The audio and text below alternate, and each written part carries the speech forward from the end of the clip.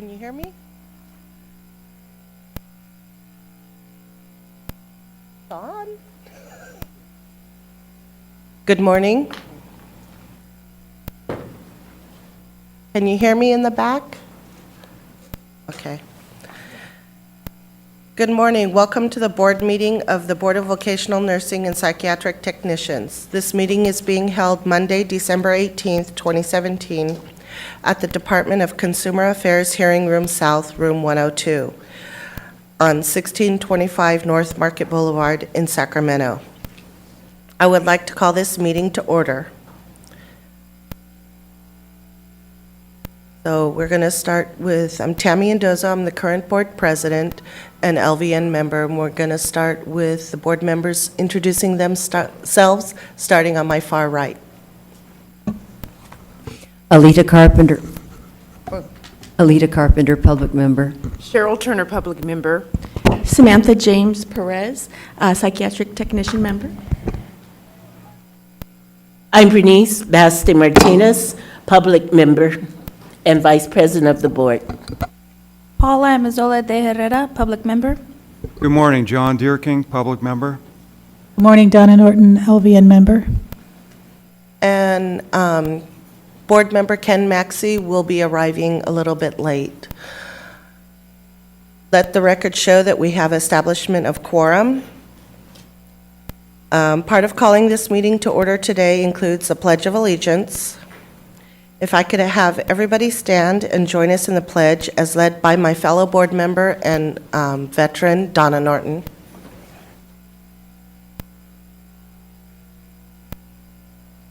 Pledge allegiance To the flag of the United States of America and to the republic for which it stands, one nation, under God, indivisible, liberty and justice for all.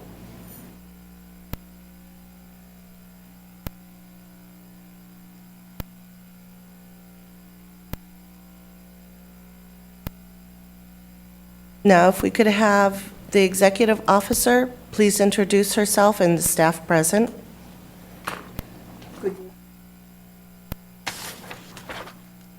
Good morning. I'm Cheryl Anderson, and the staff present today from the Enforcement Division, Brian Vu, who is the chief of the division, Jay Prouty, manager of the discipline unit, Kelly Williams, manager of the complaint unit, Rocio Lamas,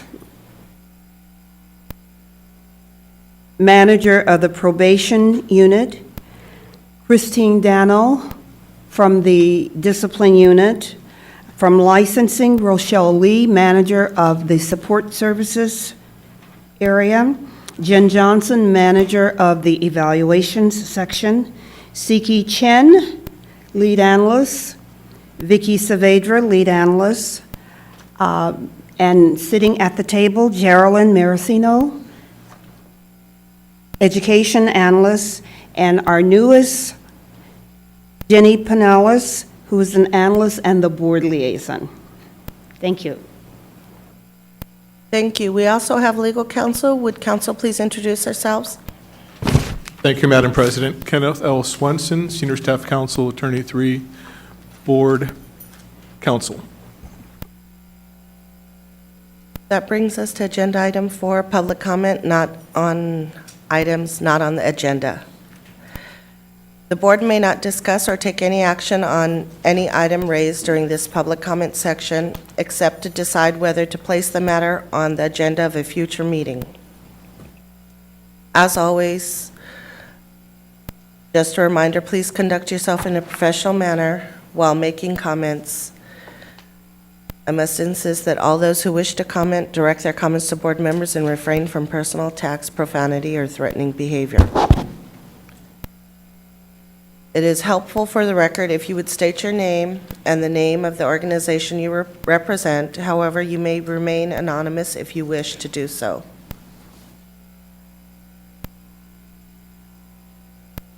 Any public comment? Seeing none, we'll move on to agenda item 5, report and discussion regarding administrative and Enforcement Monitor's final report pursuant to Business and Professions Code 2847.5, AB 179 Bonilla.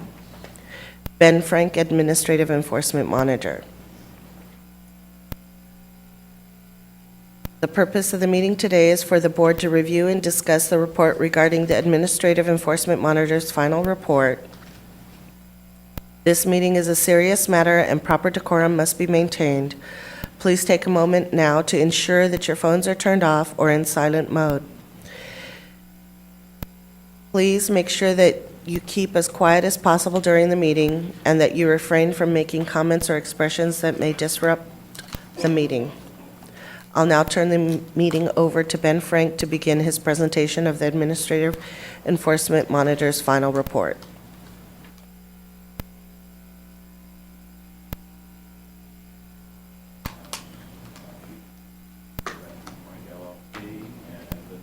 Here beside me, is Brian Clifford, the Enforcement Project Manager, or the Monitor Project Manager for the Department of Consumer Affairs, and Stephanie Whitley with the Division of Investigation and Enforcement Support Group. Thank you for providing me this opportunity to share with you the results of the work that I've been doing with the board since beginning the Monitor assignment in March of 2016. The final report and the board briefing package, both of which are dated October 24th, 2017, are based on data and information that was available through early October 2017. However, my comments today in some areas will also incorporate more updated data and information through November 30th, 2017. As you can see from the table of contents, there's quite a bit of material to cover today. I will be skipping through portions of the presentation. With that, I anticipate that my presentation will take about 50 to 55 minutes to complete, after which I'll be happy to take your questions. Slide 3, Introduction. Just by way of an introduction, I just want to mention that my consulting experience encompasses more than 100 engagements performed for several dozen different agencies and departments across all 3 branches of California state government, and more than 50 engagements involving organizational, workload, staffing, and business process reengineering analyses. My experience also includes involvement with 4 prior monitor assignments involving other Department of Consumer Affairs boards and bureaus. In short, I'm not new to this type of project or to this type of program. Slide 5, Project Background. The board's enforcement program was thrown into disarray by the organizational and workflow changes that were implemented during 2011-12 and 2012-13. These changes included establishing a new non-sworn investigation section and assigning all licensee complaint cases to the new section, including cases involving serious criminal misconduct and significant patient harm that were previously referred to the Department of Consumer Affairs Division of Investigation. The problems resulting from these changes became apparent to the department, which made efforts to encourage the board to utilize the new Consumer Protection Enforcement Initiative, Case Prioritization Guidelines, and the Division of Investigation Services. Members of this board also began developing an awareness of these problems from reviewing discipline packages that in many cases were quite old and recognizing that these licensees were continuing to practice for years without discipline. During September 2014, this board appointed an enforcement task force to assess the board's enforcement and discipline processes. In November 2014, the task force submitted its report to the board. The task force report included 6 recommendations, including a recommendation that the board begin utilizing the CPEI case prioritization guidelines and resume utilizing the Division of Investigation Services. This board approved this recommendation, along with most of the task force's other recommendations. However, board staff continued to assign nearly all licensee complaint cases to its own investigation section. Concurrently, reports surfaced about during the board's 2014-15 sunset review about the board's organizational and operational problems, and the scope and magnitude of these problems became apparent to the legislature. Following the board's 2014-15 March 2015 sunset review and the subsequent separation of the executive officer, assistant executive officer, and chief of enforcement, Division of Investigation staff provided assistance to the board with management of the enforcement program and began reviewing all of the board's pending investigations to identify cases for immediate reassignment to the division. The Department of Consumer Affairs also provided the board with an acting executive officer. Additionally, a new chief of enforcement and new supervisors for the complaint and investigation sections were hired. Subsequently, Senate Bill 179 was enacted requiring that the department appoint a monitor to assess the board's enforcement program and specified administrative processes. On February 29, 2016, the department awarded a contract to Benjamin Frank LLC to provide the monitor services. We completed an initial assessment of the board's enforcement program during March and April. The initial report documenting results of the initial assessment was presented to the board on June 20th, 2016. Additional analyses were completed during June, July, and August. The second report documenting results of those efforts was presented to this board on October 20th, 2016. We also attended the board's November 4th meeting to answer additional questions that the members had. Subsequently, we prepared and submitted an addendum to the second report summarizing results of the board member survey that had been conducted during Phase 1. An updated assessment of the status of the board's enforcement program was completed during November and December. We also completed targeted assessments in several other areas. The third report documenting results of those efforts was submitted to this board on February 8th, 2017. Slide 8. Turnaround of the board's 2015-16 enforcement program turnaround. Corrective measures taken during 2015-16 contained the problems that had accumulated in prior years and set into place a foundation for building a sustainable, effective, and efficient enforcement program. Improvements made during 2015-16 included: 1, a restructuring of the license applicant arrest conviction report process; 2, a restructuring of the case intake and screening process; 3, significant increases in the number of completed licensee arrest conviction report and complaint investigations; 4, significant reductions in the number of pending investigations and in the average age of the pending investigations; 5, significant increases in the number of cases referred to the Attorney General and the number of discipline cases completed; 6, significant reductions in the number of pending discipline cases and in the average age of the pending discipline cases; and 7, significant reductions in the average elapsed time to file pleadings and complete disciplinary actions. However, significant problems still existed in several areas. And then, during the second half of 2016, the enforcement program turnaround stalled and in some areas began to reverse. Slide 9, disruption of the 2015-16 enforcement program turnaround. In March of 2016, the board replaced the acting executive officer provided by the Department of Consumer Affairs with a new executive officer selected by the board. Within a few months of this appointment, the collaborative working relationship that the board had with the department's leadership team began to break down. Additionally, the executive officer began redirecting the chief of enforcement to other areas and otherwise hampering our ability to continue working collaboratively with the chief of enforcement to fulfill the requirements of Senate Bill 179 and continue to improve enforcement program performance. Subsequently, during October of 2016, a key member of the board's enforcement task force and co-chair of the recently reestablished enforcement committee resigned from the board. Also, the chief of enforcement began a leave of absence, and the executive officer began more directly managing the enforcement division. Additionally, the executive officer selected the board's supervising nurse education consultant to serve as an acting assistant executive officer, a position that had been vacant for 18 months. These changes marked the start of an abrupt decline in the board's overall work environment and workforce morale, a collapse of the enforcement program's management structure, accelerated attrition of enforcement division staff, and multiple failures of critical enforcement workload, workflow, and workforce control processes.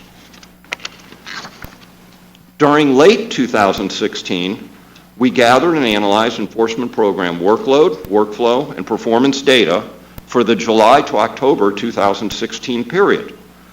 During this period, there was no further decrease in the number of pending investigations or pending discipline cases. The number of completed licensee arrest conviction report investigations decreased. The number of completed non-sworn licensee complaint investigations decreased significantly. The average age of the board's pending licensee complaint investigations decreased only marginally, and this decrease was entirely accounted for by reductions in the average age of the pending cases that had been assigned to the Division of Investigation. And the average elapsed time to complete non-sworn licensee complaint investigations decreased by 3 months, but the resulting average elapsed time of 22 months was still very long. Based on these and other findings and information, we determined that the 2015-16 enforcement program turnaround appeared to have stalled. These findings were documented in our third report and reported to the board at its meeting on February 8, 2017. Slide 11. The June-July 2017 Enforcement Process Assessment and DCA's intervention. During March and April of 2017, available data began showing additional anomalous shifts in the enforcement program's workloads, workflows, and performance. However, it was unclear whether those shifts were due to, 1, variability in the board's statistical data capture and reporting processes, 2, business process changes, or 3, changes in performance. On May 2nd, we discussed these data shifts with the Enforcement Committee.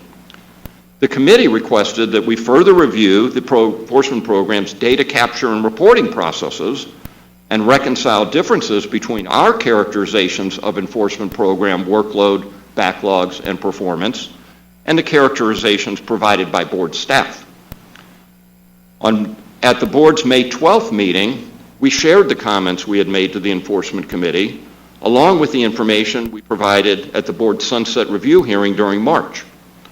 We also highlighted 2 additional potential problems areas that had surfaced more recently, involving 1, the tracking and reporting of about 75 non-sworn investigation pilot project cases, and 2, the closure during intake of cases without any investigation. We also informed the board that we were working with the department to modify the monitor contract to conduct an additional review of the board's enforcement-related data capture and reporting processes, along with targeted reviews of selected enforcement case intake, investigation, and discipline processes. During the last week of June and continuing into early July 2017, we completed these reviews jointly with the Division of Investigation and in collaboration with Enforcement Division staff. Due to the nature and magnitude of the problems that were identified and the absence of an Enforcement Division chief and managers for the complaint, investigation, and discipline sections, we were compelled to immediately brief the Department of Consumer Affairs and other oversight authorities regarding our findings, along with our immediate action recommendations to promptly address some of the most critical consumer protection problems. On July 12th, representatives of the department met with the board's interim executive officer to discuss the results of the above reviews. The department also offered to, 1, provide assistance with implementing the immediate action recommendations, 2, help manage the enforcement division, and 3, help onboard and train the board's prospective new enforcement division managers and supervisors. The department also provided supporting documentation to the interim executive officer and to the board's president and vice president. Subsequently, on behalf of the board, the interim executive officer accepted the department's offer of assistance. And subsequently, on August 25th, the results of these reviews were presented to this board.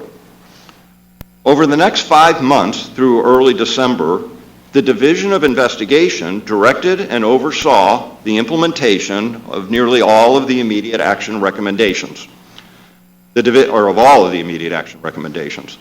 The division also provided the board with a broad range of other enforcement program management, technical support, and training services to help restore properly functioning case intake, investigation, and discipline processes. This was the division's second enforcement program intervention in 2 years. However, unlike the department's earlier intervention, where the Division of Investigation had greater overall control of the enforcement program, the division's current role is primarily to help support the board's enforcement management team. Concurrently, Assembly Bill 1229 was enacted. Assembly Bill 1229 temporarily strips the board of its authority to appoint its own executive officer and contains several other provisions to, 1, enhance oversight of the enforcement program, and 2, ensure that the enforcement program is properly administered and operated. Enforcement program oversight enhancements provided by Assembly Bill 1229 include, 1, that the board submit written reports to the department and the legislature at specified intervals, demonstrating its progress in implementing the monitor's recommendations. 2, that the board staff meet with staff from the Division of Investigation at specified intervals for the purpose of ensuring the appropriate function and operation of the board, or of the enforcement program. And 3, that the board and board staff cooperate with the department to provide access to staff, data, information, and files. Additionally, Assembly Bill 1229 specifically provides the Director of Consumer Affairs through the Division of Investigation with the authority to, quote, determine the need for and to implement changes necessary for the appropriate administration of the board's enforcement functions. This is the first time that these types of unconventional changes to the oversight of a DCA-affiliated board have ever been adopted. Collectively, these changes provide the department with specific authority to, 1, closely monitor the operation of the enforcement program on a continuous basis for the next 2 years, and 2, make any changes that it determines are necessary to assure the appropriate administration and operation of the enforcement program. Switching now to the current status of the board's enforcement program. Slide 16, license applicant cases. As shown by this slide, the restructuring of the licensed applicant arrest conviction report process during 2015-16 reduced the number of cases referred to enforcement by about 3,000 cases per year, along with comparable reductions in the number of completed investigations. Currently, fewer than 700 license applicant cases per year are referred to enforcement.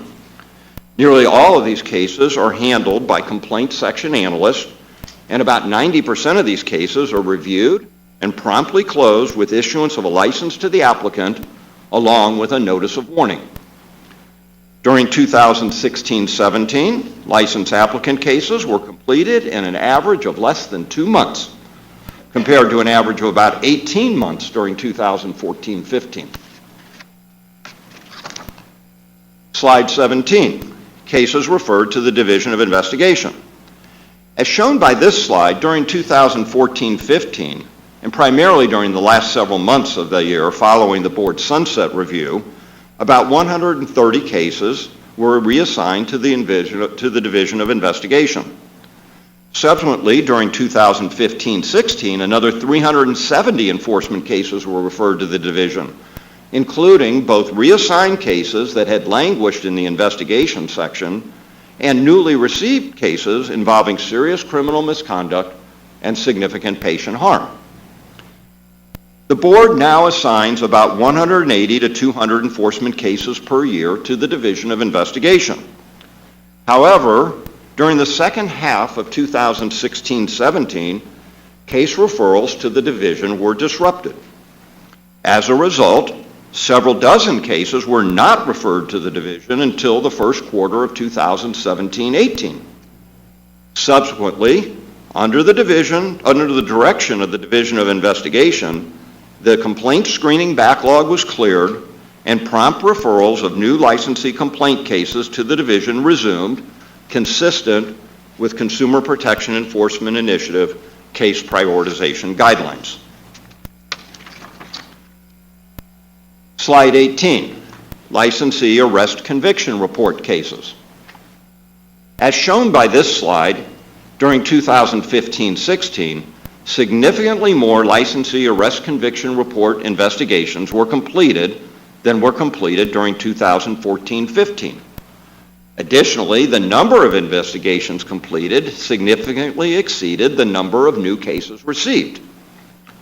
During 2016-17, these improvements stalled or reversed, and these deteriorating performance trends continued through September 2017. But during the last 2 months, this trend has possibly begun to stabilize. It is important to understand that a large proportion of these cases are closed redundant because multiple reports are oftentimes received for the same case. Historically, about 10% of the total number of cases received is referred for discipline. However, these types of cases account for more than 1/2 of all discipline cases. Finally, as shown by this slide, the number of reports received recently decreased by about 25%, or about 400 cases per year. The recent trend in declining numbers of licensee arrest conviction reports received continued through October and November. For the 5-month period through November 30th, an average of less than 100 reports was received per month, equivalent to about 1,100 reports per year, or about 500 fewer reports than were previously received. This downward shift in reports received is expected to lead to reductions in the board's discipline and probation workloads, which could help to free up resources to better address other business needs. Slide 19, licensee complaint cases. As shown by this slide, during 2015-16, significantly more licensee complaint investigations were completed than were completed during 2014-15. Additionally, the number of investigations completed exceeded the number of new complaint cases received. Subsequently, during 2016-17, these improvements stalled or reversed. While the number of completed sworn investigations increased, significantly fewer non-sworn investigations were completed, even with 80 Now Project cases included, 20 of which were improperly closed. As a side note, the closure of 60 Now Project cases earlier this year with issuance of a Now, in most cases with very little or no investigation, demonstrates the potential benefits of further restructuring and enhancing the board's licensee complaint screening processes to accelerate completion of these cases. Most recently, during the first quarter of 2017-18, complaint investigation performance deteriorated further. Only 68 licensee complaint investigations were completed compared to more than 200 new licensee complaint cases received. Subsequently, during October and November, there was some improvement in the number of licensee complaint investigations completed, but the number of investigations still did not keep pace with the number of new licensee complaints received. Slide 20, pending investigations. As shown by this slide, during 2015-16, there were significant reductions in the number of pending license applicant, licensee arrest conviction report, and licensee complaint investigations. Subsequently, the number of pending investigations increased in all three categories. Recently, the number of pending licensee arrest conviction report cases continued to increase, even with concurrent decreases in the number of new reports received. There was also an especially large increase in the number of pending licensee complaint cases, due in part to the clearing of backlog cases at intake, and to the reopening of intake and now project cases that had previously been improperly closed. Finally, during 2016-17, there was no further improvement in the 13-month average age of the board's pending licensee complaint cases. These deteriorating performance trends continued during October and November. During the last 2 months, the number of pending licensee arrest conviction reports and the number of pending licensee complaints both increased. Slide 21, elapsed time to complete investigations. As shown by this slide, the average elapsed time to complete licensee arrest conviction report investigations decreased during 2015-16 and during 2016-17. More recently, during the first quarter of 2017-18, the average elapsed time to complete these investigations began increasing. Due to the completion of especially large numbers of older cases during 2015-16, the average elapsed time to complete non-sworn licensee complaint investigations increased significantly during that year. Subsequently, the average elapsed time to complete non-sworn licensee complaint investigations returned to 2014-15 levels. However, an average elapsed time of 18 to 19 months to complete these investigations is still quite long. And more recently, during the last 2 months, the average elapsed time to complete licensee complaint investigations increased to about 20 months. Recently, the Division of Investigation began conducting case reviews with investigation section staff to provide training and to help accelerate completion of these cases. Slide 22, the CE Compliance Audit Project. During early December 2016, a large-scale audit of licensee compliance with the board's continuing education requirements was launched under the direction of the former executive officer. There was never any clear rationale provided for abruptly launching CE audits of about 57,000 licensees, representing more than 40% of all board licensees. And none of the managers or staff that we interviewed could articulate specific plans or schedules for staffing or completing all of these audits. We first voiced our concerns about the CE audit project to the executive officer and the acting assistant executive officer when we met with each of them on December 8th.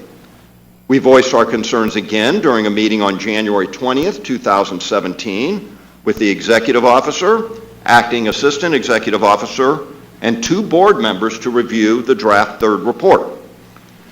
We voiced our concerns about the CE audit project a third time at the board's February 8, 2017 meeting, during which we presented the third report, and we voiced our concerns again at the board's March 23, 2017 sunset review hearing. In mid-May, the board finally halted this project. However, it is important to understand that 1, significant staffing and other resources were wasted on this project. 2, warnings about this project were repeatedly ignored. Warnings about problems with the project were repeatedly ignored. And 3, communications about the project were especially incomplete and misleading. Additionally, claims that the results of these audits show that 95% of the licensees are compliant with the board's CE requirements are not supported. As discussed in our second report, available historical data consistently show that at least 10 to 20% of licensees are not compliant with the board's CE requirements, and based on this data, it is apparent that large numbers of licensees are continuing to practice while completing little or no CE. To date, this board has not resumed any CE compliance auditing, and the board has now not conducted any effective auditing or enforcement of licensee compliance with its CE requirements for more than 16 months. Slide 24, discipline cases. As shown by this slide, during 2015-16, the number of cases referred to the Attorney General and the number of discipline cases completed increased significantly. Additionally, in both years, the number of discipline cases completed exceeded the number of new cases referred for discipline. Subsequently, during 2016-17, these trends stalled or reversed. The number of cases referred for discipline was unchanged, and fewer discipline cases were completed. More recently, during the first quarter of 2017-18, and continuing through October and November, the number of cases referred for discipline and the number of discipline cases completed both decreased. These decreases are attributable to a mix of factors, some of which are listed in your briefing packages. Slide 25, pending discipline cases. Most discipline cases are generated from either licensee arrest conviction reports or licensee complaints that are referred to the Division of Investigation.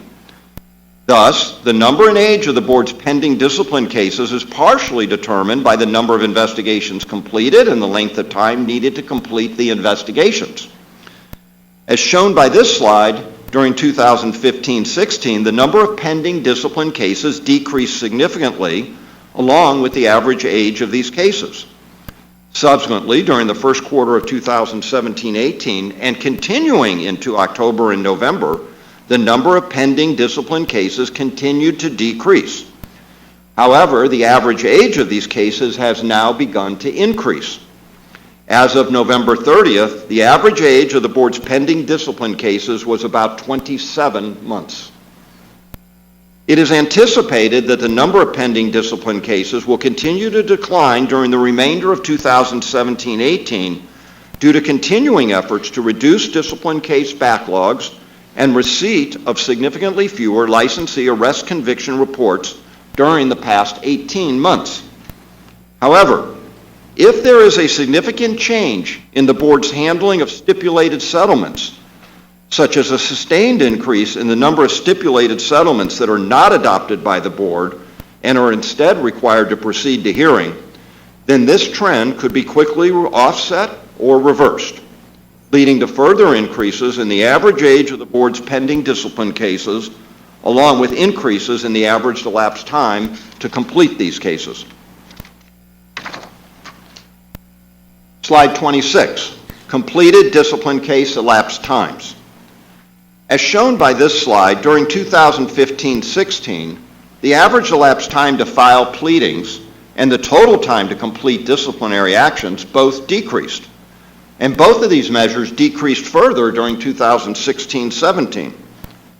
Additionally, during 2015-16, the average elapsed time from case receipt to completion of the discipline process decreased to about 2.5 years from about 3 years for cases completed during 2014-15. Subsequently, during 2016-17, this key elapsed time measure decreased further to about 28 months. However, the board's average time frame to complete its discipline cases remains quite long, and in many of these cases, licensees are continuing to practice for years without discipline. Slide 27, and probation program. As shown by this slide, following a surge of new probationers during 2015-16 and 2016-17, the population of probationers recently peaked. After peaking in June, the board's probationer population is expected to plateau near current levels through the remainder of 2017-18 before beginning an accelerated decline back to historical levels of 300 to 350 probationers. Slide 28, vacant positions and hiring. During periods immediately prior to the board's 2014-15 sunset review, the board experienced especially high vacancy rates, particularly within its education, licensing, and administration units, where vacancy rates regularly exceeded 25%. In contrast, vacancy rates within the enforcement division were relatively low, less than 10%. Subsequently, many of the board's vacant positions were filled, which reduced total vacancies to 8.5 positions by December of 2015. As of December 2015, the board's overall vacancy rate was about 13%. However, during 2016, staff turnover increased. As of December 2016, the overall vacancy rate rose to about 17%, including 6 vacant enforcement division positions and 6 vacant positions within other business units. Some of these positions had been vacant for extended periods of time, including the assistant executive officer position, which at that time had already been vacant for 21 months. During early 2017, staff turnover increased further as the board's overall work environment and workforce morale deteriorated. By mid-July, the board had 18 vacant positions, equivalent to an overall vacancy rate of 20%. As of mid-July of this year, only 5 of the board's 11 total management and supervisory positions were filled. Also, the enforcement division had an especially high vacancy rate, greater than 30%, and only 2 of the enforcement division's 5 management and supervisory positions were filled.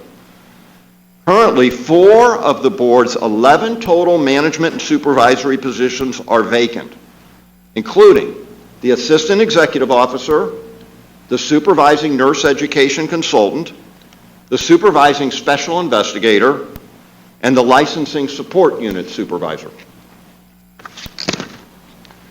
During the past 18 months, we regularly monitored the vacancy status of the board's positions, and we sometimes met or talked with enforcement and other staff before their separations.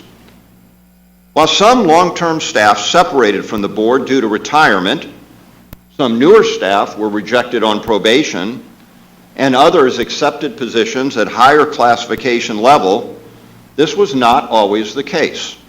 For example, some staff transferred to equivalent positions at other agencies, or in one case accepted a position at a lower classification level to avoid returning to the board. A common sentiment expressed by many staff that we talked with was that they considered the board to be an especially difficult work environment. It is evident from this input that the board's unhealthy work environment accelerated staff attrition during 2017, including attrition of staff who sought out promotional opportunities at other agencies sooner than would otherwise have occurred. Recently, at least within the enforcement division, there has been a notable improvement in the overall work environment, principally as a result of the Division of Investigations intervention. Additionally, most enforcement staff are hopeful that the newly appointed Chief of Enforcement will continue to engage constructively with subordinate managers and staff while getting up to speed regarding the board's enforcement program. Partially offsetting this recent improvement, there is an undercurrent of skepticism and discontent among enforcement division staff, particularly within the complaint unit. Recently, the Division of Investigation has been working with the interim executive officer, Chief of Enforcement, and enforcement staff to address these problems. The recent improvements in the board's overall work environment and workforce morale should be understood in the context of the extremely poor work environment and very low morale levels that existed throughout much of the organization during most of 2016-17. Overall, there is still a great deal of room for improvement, particularly within the enforcement division. Until sustainable improvements are made and a healthy work environment is well established, elevated levels of staff turnover and high vacancy rates should continue to be expected. Additionally, the board will continue to experience difficulty recruiting quality outside candidates to fill its vacant positions, because the board's reputation as an undesirable place to work will persist. The continued involvement of the Division of Investigation with the board's enforcement program and potential additional assistance from the Department of Consumer Affairs in other areas could help to further address these issues, leading to lower levels of staff turnover, reduced vacancy rates, and improved overall program performance. Finally, since mid-September 2016, the board has made repeated use of temporary out-of-class assignments to fill various executive office, licensing, and administration positions. Most recently, in early November, the board redirected the newly appointed Chief of Enforcement to serve as acting Assistant Executive Officer after just 3.5 months with the board. This assignment worked at cross purposes to the goals of rebuilding the Enforcement Division's management structure and training its newly appointed managers. The utilization of short-term, out-of-class assignments to temporarily fill vacant supervisory and management positions is not a substitute for filling the positions on a permanent basis and does nothing to reduce the board's elevated vacancy rates. There is also a need to review needs for various analyst positions within the licensing, education, and administration units. 4 full-time analyst positions for board support, legislative, budgeting, and education functions are probably not needed, assuming that the executive officer, assistant executive officer, chief of enforcement, supervising nurse education consultant, and other key management positions are filled. Slide 32, Enforcement Division Staffing and Organization. The total number of positions allocated to the Enforcement Division has changed very little during the past few years, but significant changes in the division's workloads and backlogs have occurred during this period. Overall, the Enforcement Division currently has a sufficient number of authorized positions. However, some position reclassifications and some redirections of these positions are needed to better align resources with current and prospective future workload demands. Complaints section. Additional positions are not needed by the complaints section due to 1, reduced backlogs, 2, declining licensee arrest conviction report workloads, and 3, declining field investigation case review workloads. Investigation section. Fewer positions are needed by the investigation section. The section's backlogs and a significant portion of the section's ongoing workload can be more effectively handled with implementation of enhanced complaint screening processes. Problems with the section's backlogs and workloads were only partially addressed by referrals of licensee complaint cases to the Division of Investigation. Discipline section. Discipline section staffing was previously augmented to address growth in discipline case management workloads. However, due to internal promotions and delays in the hiring process, the number of filled positions never actually increased, while the number of pending discipline cases declined significantly.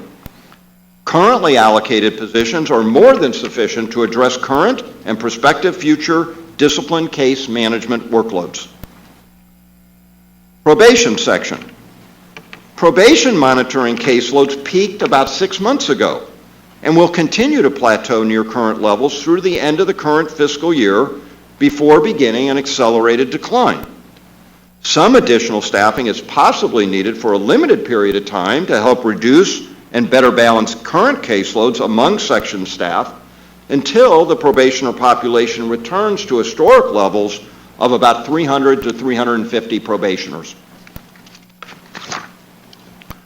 Organizationally, a new intake, screening, discipline review, and enforcement support section should be established within the Enforcement Division. This new section is needed to, 1, reduce the scope of responsibilities and the number of staff allocated to the complaints section, enable development of enhanced screening processes that can be used to identify and complete licensee complaint cases that do not require a field investigation. 3, enable completion of prompt reviews of completed field investigation cases without conflicting with other priorities. And 4, to restore and enhance the division's data quality control and statistical reporting functions. This recommendation is a modified version of a recommendation we made over a year ago, but was never implemented. The new section would finally address the flawed decisions that were made 6 to 7 years ago when the new investigation section was established and staffed exclusively with 10 new non-sworn field investigator positions. It is my understanding that the department's leadership team is committed to assisting the board with implementing this recommendation. In fact, last week, the department's Office of Human Resources approved the reclassification of a vacant position to serve as a manager for this new section. Finally, this new section can be fully staffed, by redirecting positions from other enforcement division units. Establishing this new section should be assigned a high priority and implemented as soon as possible. Slide 34, oversight of board staff and evaluation of staff performance. During 2016-17, the level of oversight of enforcement division staff was adversely impacted by the collapse of the division's management structure, including the October 2016 leave of absence and the January 2017 separation of the Chief of Enforcement. 2, the December 2016 separation of the probation unit from the discipline section, which left the discipline section without any manager. 3, the March 2017 separation of the complaints section manager. And then 4, the May 2017 separation of the supervising special investigator. During July and August 2017, several of the division's vacant management positions were filled. The discipline section manager was filled through an internal promotion of one of the section's analysts. The chief of enforcement and the complaints section managers were filled by external candidates, but with limited enforcement program management experience who are just now beginning to learn their new jobs. As of early December, the supervising special investigator position was still vacant. However, additional oversight and training of all enforcement division managers is needed, along with prospective new division managers when they're hired. Various changes in the board's licensing and administration organizational structure, position allocations, and staff assignments were initiated during 2016 to improve workload and workforce oversight and management. However, there are still just 2 filled positions to manage and supervise more than 30 subordinate staff in these units. And both of these first-level managers are relatively new and inexperienced. Additionally, during 2016-17, oversight of the education, licensing, and administration staff was adversely impacted by staff turnover and constantly shifting management assignments, including 1, the January 2017 leave of absence and subsequent separation of the executive officer. 2, the temporary appointment of the supervising nurse education consultant to serve as the acting assistant executive officer, and then a subsequent appointment of the supervising nurse education consultant to serve as interim executive officer. 3, the temporary appointment of the board support analyst from October 2016 to January 2017 to serve as an acting manager for the administration and licensing support section. 4, the temporary appointment of the licensing support unit supervisor from October 2016 to January 2017 to serve as an acting ledge-reg analyst, and the concurrent temporary appointment of an office technician to serve as the acting supervisor for the licensing support unit. And finally, the 2-year training and development assignment of the licensing support unit supervisor as a budget analyst beginning during May 2017, which then left the licensing support unit supervisor position vacant. Currently, within the Executive, Education, and Licensing Administration units, the Assistant Executive Officer, the Supervising Nurse Education Consultant, and the Licensing Support Unit Supervisor positions are all vacant. Overall, there is not currently an adequate level of oversight of the board's education, licensing, and administration units.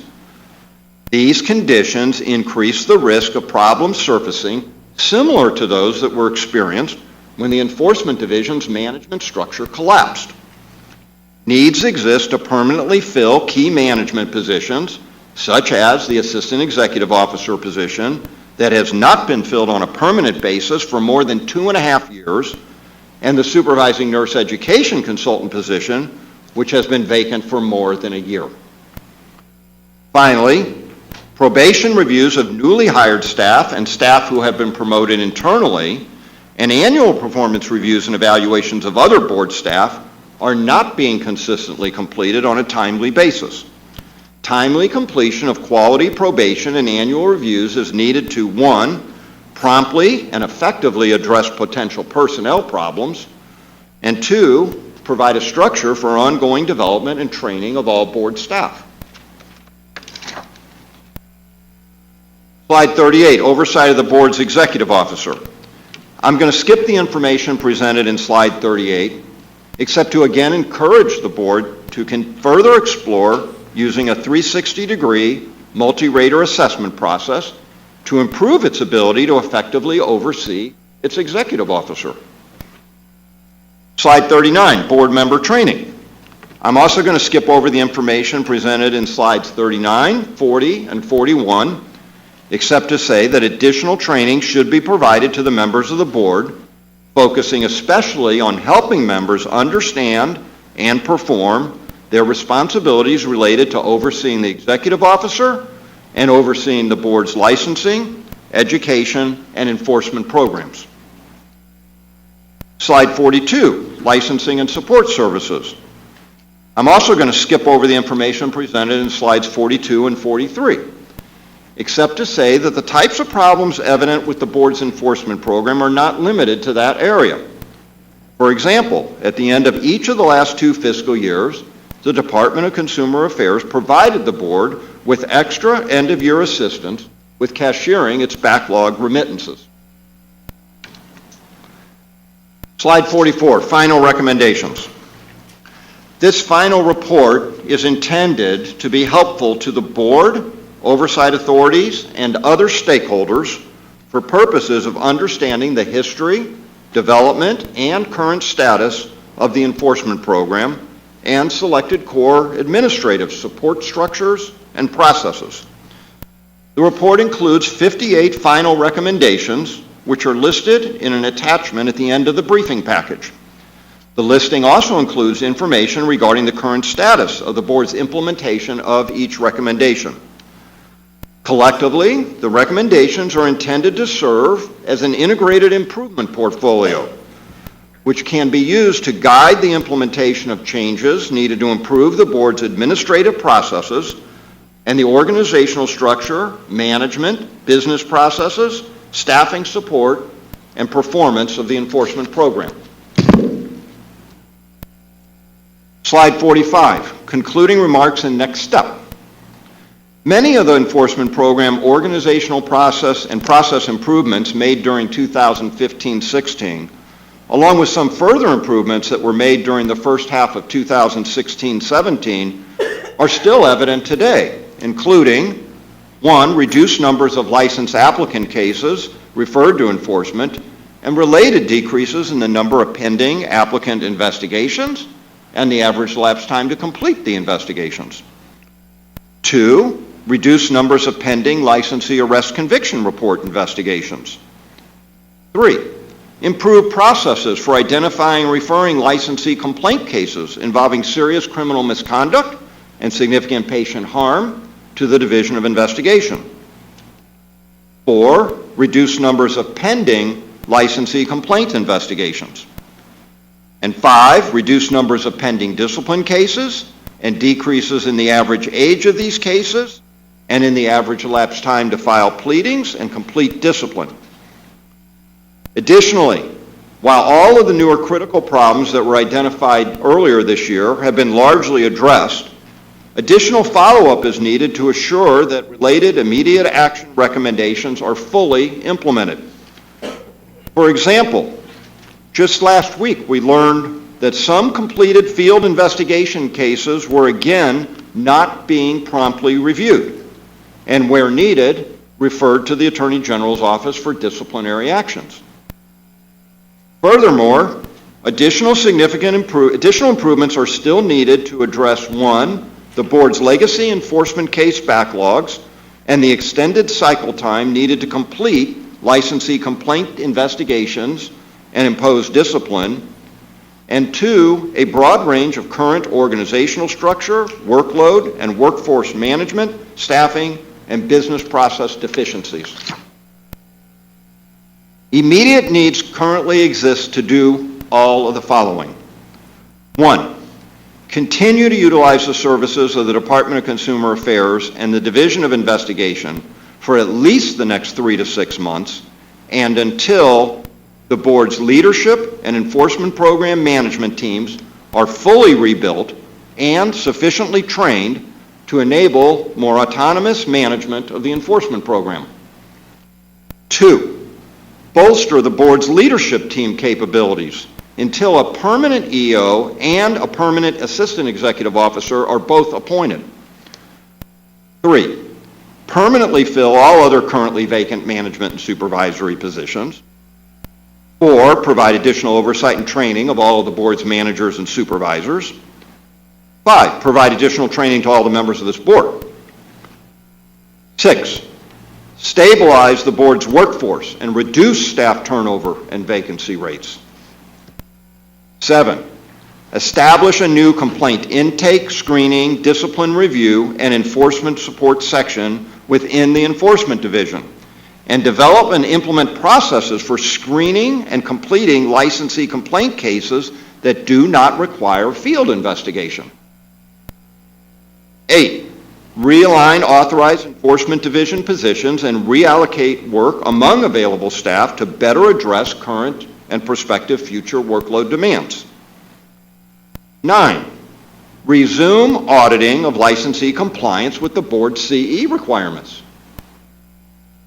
And 10, set goals for all the key enforcement program workload, backlog, and performance measures discussed previously as part of this briefing, and for other key metrics, such as the number of cases closed and pending at intake, and the number of pending and completed field investigation report reviews, and the average elapsed time to complete those reviews.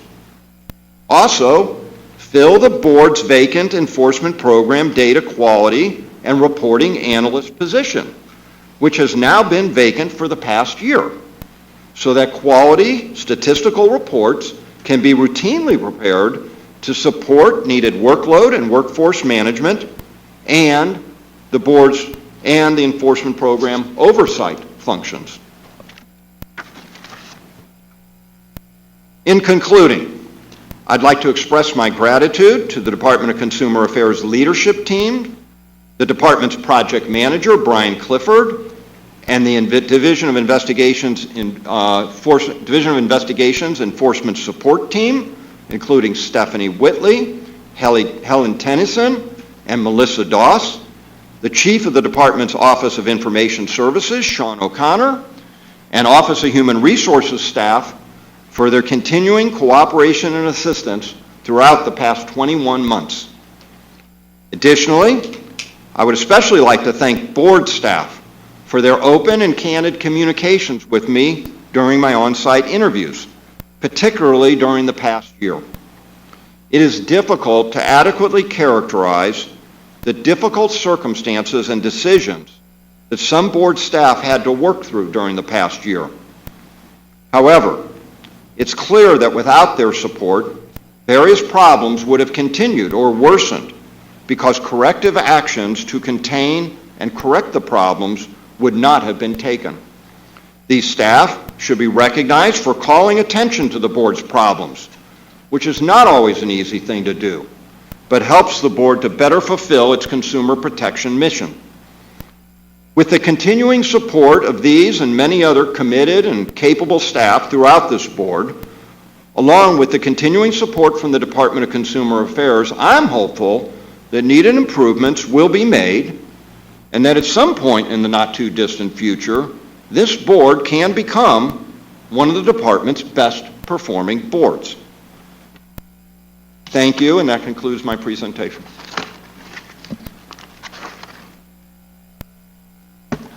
Thank you. Do board members have any questions?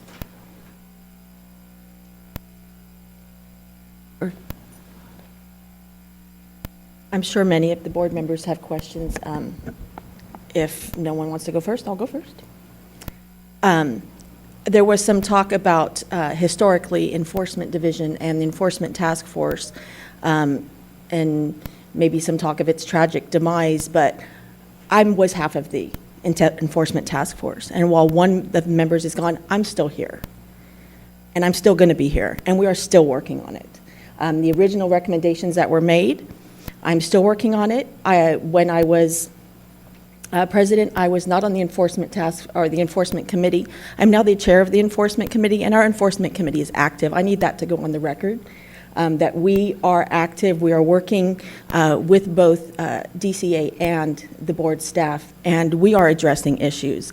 So if there was some inference that the enforcement task force, that its recommendations or its work had gone away or not been implemented, I'm here to say that's not true. The enforcement committee is very active. And as far as the reorg of the enforcement division, it would be nice if we could all just snap our fingers and that would just happen. There are other agencies, other departments that we have to go through for that. And my latest, the latest update is that it has been approved by Human Resources. Is that correct? Mr. Vu, is that correct? Okay. So that is happening. Then so that was slide 33 where it says the creation of an intake unit. And I just want it to be on the record that that is happening. Another thing that I need to say on the record very strongly and very seriously, in slide 25, it says, I believe it was said, if stipulated settlements are not adopted by the board members, timeframes may increase. That may be the case, but let me remind this board of our sworn duty, and that's to protect the public. Not all cases are suitable for a stipulated settlement. And this board, and as long as I'm enforcement committee chair, this board will not just flippantly or casually send cases to stipulated settlement that put the public at risk. Some of these cases are not suitable for settlement, and if they are being sent to settlement, then we are catching that, and that is in the best interest and the protection of the public. And never, ever, ever will we, just because we want the numbers to look good, we want the data to look like we have reduced our timeframes, will we just send cases of licensees that endanger or cause permanent injury or death to the public? We will not settle those cases. And if that causes the timeframes to have a bit of an increase, then that's what we're doing to protect our public, and that is our sworn duty. I would also remind our board members of this. There was some talk of that, I believe it's on page 1, what is actually on the website, what is actually to the public is the full report. There has been some talk of the changes in the enforcement division, and it says on the very first page,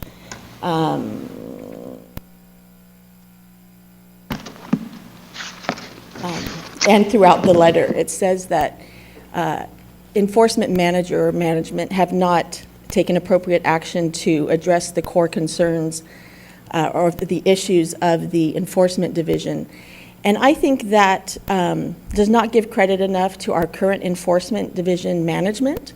So as enforcement committee chair, I would like to say that our new enforcement chief, Brian Vu, who's been with us 4 months and hit the ground running, has been working very diligently. We put a lot on him when he first came, and he's been working very diligently. We had an internal promotion of Jay Prouty to the discipline unit. He also has been working very hard. Our new complaint section manager, Kelly, also hit the ground running, and Rocio Lamas, who has been with us for years and is still dedicated to the board. So I don't want there to be an impression that goes out to the, as this meeting is being webcast, that our enforcement management team somehow is not performing, or is not trying, or is not responsive, because my experience has been that they are working hard. Yes, it's been a few months, there's things to overcome, but I believe that we're on the right track. On page 1 of the full report, there's some recommendation 38, 43, 45 talks of participating and cooperating with DOI, and that might not be a fully implemented recommendation, which is curious to me, because we've had enforcement committee meetings. We've had Ms. Whitley there with us. We've had other DOI staff there. We've exchanged email communications, phone communications. Is there something that I'm missing? Are we not fully cooperating in some way with DOI? If so, tell me now, because I need to know. There's been talk that this board does not listen or does not take the recommendations of other agencies or the monitor seriously. So if there's, I don't see that there's a problem with our relationship with DOI. Am I wrong? Could I ask Mr. Vu, could I ask Ms. Whitley, is there a problem that needs to be addressed with our working relationship? Good morning, Madam President, fellow members. You know, I also read the report, and some of these comments that Ben has documented are from the staff also. I can compare it to when I was able to come assist the board 2 years ago.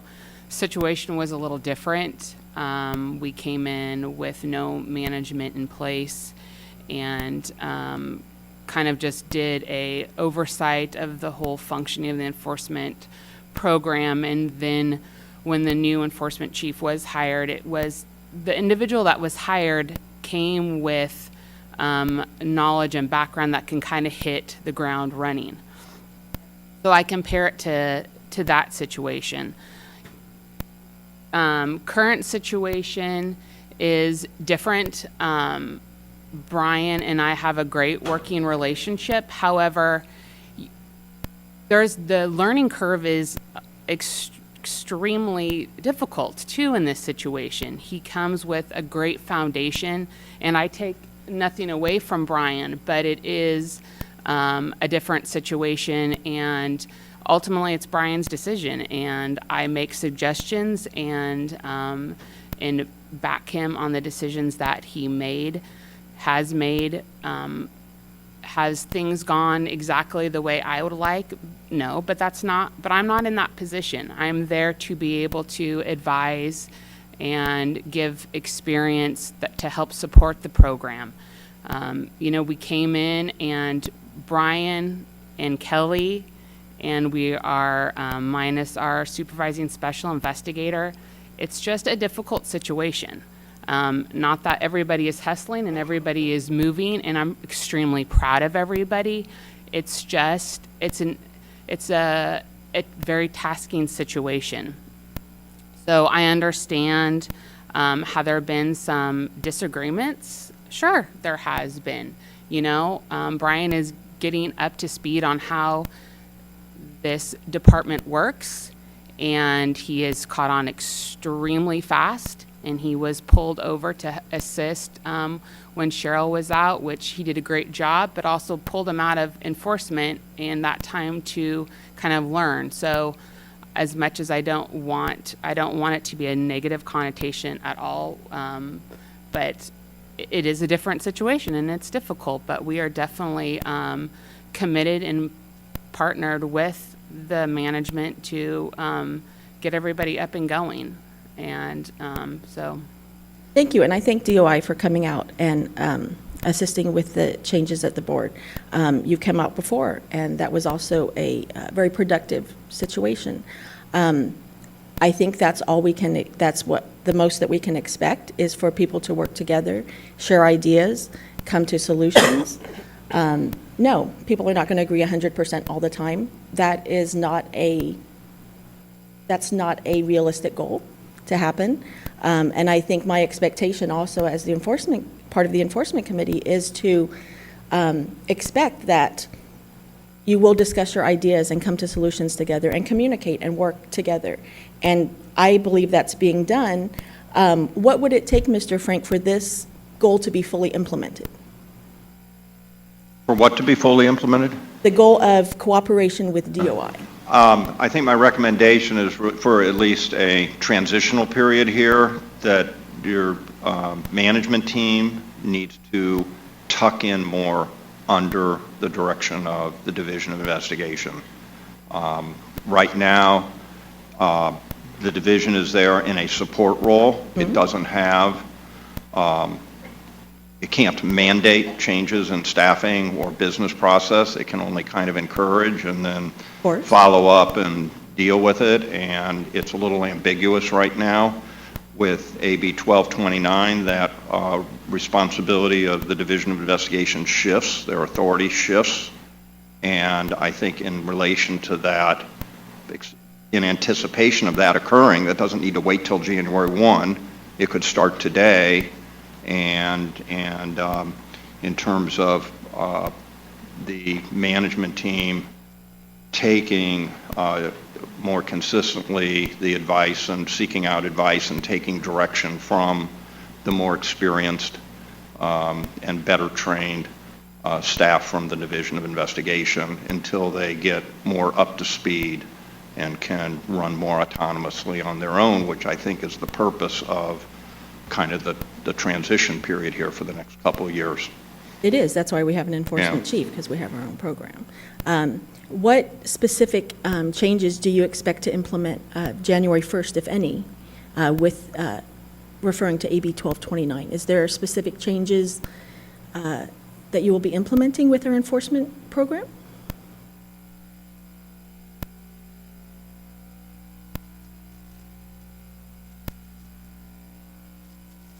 You know, it's a good question. And what I know, Mr. Quiones was here prior board meeting to talk about like specifics.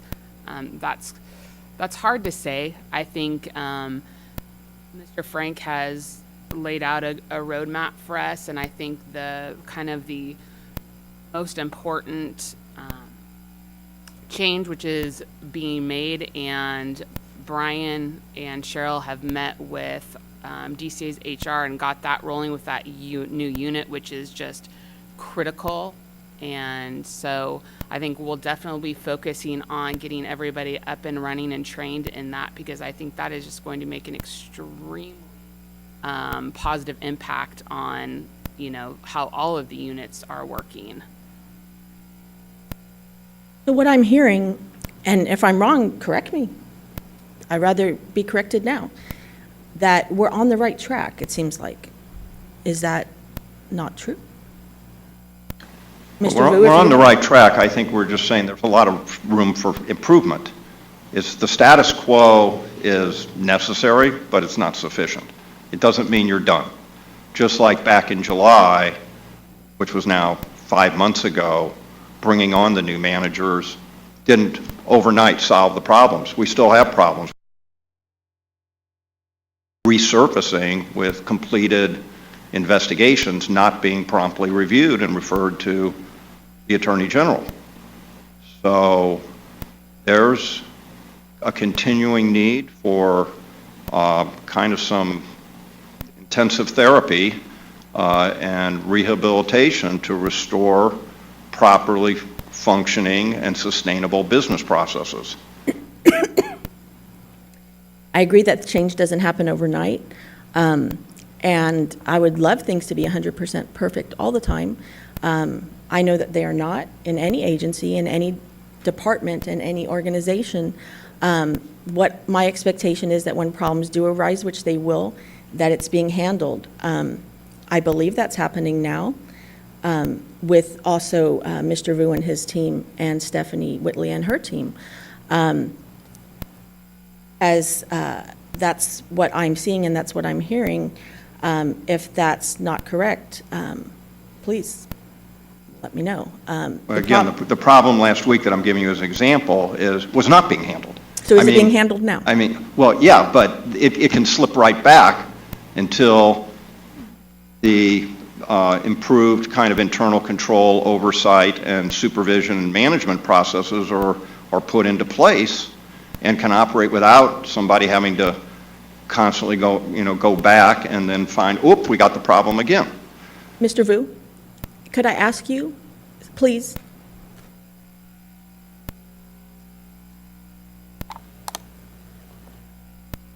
The problem that Ben is referring to from last week, what was specifically done to take care of that situation? I don't think it's on. Give some context with that finding. In the past, what had been plagued in terms of languishing cases were cases that were reviewed by non-sworn staff or DFI. They're returned where we have an independent body, which is the complaints unit, that will review it and then make a decision as to whether to transfer for discipline, cite, close without merit. So right now, the biggest focus is for all management teams and enforcement is you can't just manage from the desk. You have to be a working manager. One can pull reports every week, but if one can't identify certain trends within those reports, the report's useless. So we've identified, again, issues that Mr. Frank and Stephanie we've worked together to oversee. But again, it's just more accountability on management to become, in essence, a working manager, to really be at the ground level with staff, to have a pulse on staff, to understand when things are going awry. So that issue is being worked through or has been worked through, but that is a concern as a chief of enforcement to see that we have all the tools necessary, but at the same time, the foundation is not there to ensure that staff is accountable as well as management being accountable. So this specific issue, which was, tell me again, what was the specific issue last week? The specific issue was on the reviews of the completed field investigations. Regarding the reviews of completed field investigations, what was done to address that issue last week? We had procedures amended to, once those cases come back, they should be the #1 priority because those are cases that have been worked on, the aging is there, and for the most part, the report is pretty much complete. So it's time to move it on. Cases should not be sitting for extended periods of time. So reminders been sent out to all complaint staff. Procedures have been, again, emphasized to show that timeframes must be abided by, but at the same time, more reinforced training in pulling those reports. Management is responsible for pulling those reports, and just because you have it, you have to understand the context behind it to hold staff accountable. Again, you can't just pull those reports and just have them and not know what to do with it. So that's the biggest thing. It was a reminder for us as management to be accountable that we have to, we have the tools in front of us, but we have to use them correctly. And if I could just jump in here, part of the solution there also, again, is separating that responsibility from the complaint section and moving it over to the new screening, intake screening, and field investigation case review and enforcement support function, because there's kind of an inherent conflict in priorities. We have sort of scope of responsibility issues and so on. So, ultimately you keep doing what I call pothole filling, keep triaging, trying to fix, I got this problem here or this problem there, but structurally, we really need to get that functionality out of the complaint section, get it into this new section. That new section doesn't exist today. So we don't have the problem solved. We can talk about band-aiding the current problem, but it's not really fixing the underlying problem. That's why we're pushing so hard to get the new section established and up and running, but you still have to get a new manager. You got to hire somebody for that position. You need regular management reports coming out to highlight how many cases are sitting there, how many are pending, what's their age, how long is it taking to complete them. We don't have a data analyst and reporting staff person. That person needs to be hired. They have to learn about the enforcement program. They have to learn Breeze to run those reports. Those reports need to be combined with other reports to go to management so they have a dashboard to see what's going on in that specific area along with other areas, and that report needs to come to the enforcement committee. And you're not getting that report currently. You don't get any information about that indicator. So that's how things fall through the cracks. And so it's not going to, it's unfair to ask Mr. Vu, well, have we fixed this problem? He's kind of trying to tell you, he's doing what he can, No, exactly. you know, kind of here at the moment.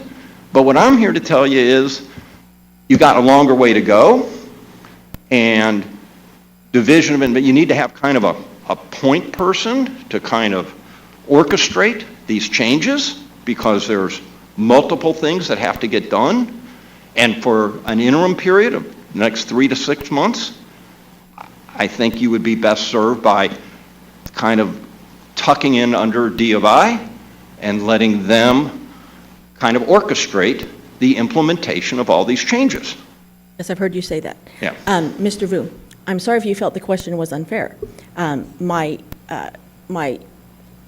reasoning, or the reason that I put that question to you, was to say, have we done something? And yes, a journey of 1,000 steps is not done overnight. Again, we cannot create our new intake unit until it is approved by Human Resources. We do have to deal with Human Resources, as I'm sure people would understand. That first step is being approved by Human Resources, which it was not done in the past and has been done now because of a change and actually an increase in the cooperation of Human Resources. So that has been done. Of course, someone will then need to be hired. That's how things happen. But nothing could happen until the reorganization was approved. Now it's approved. Now it can happen. Now we can take steps. Of course, the journey is not completed overnight. But my point is, I believe, Mr. Vu, by your response, that we are responsive to problems when they occur, and that it seems that you now have a plan in place to catch further problems. In addition, the board should know that the enforcement committee does get weekly statistics. What statistics are in there, and if new statistics new indicators need to be included, that's certainly something that could be done. But we do get weekly stats from Mr. Vu and his team. We are monitoring trends. Yes, it doesn't happen overnight, but it should be known that we are working on this actively and that it is being taken seriously. We can include other indicators if that's what needs to be done. That can be included when it is available. I see no problem in adding other indicators. After page 6, Exhibit 1, page 1 of 2, I had a big question mark by this.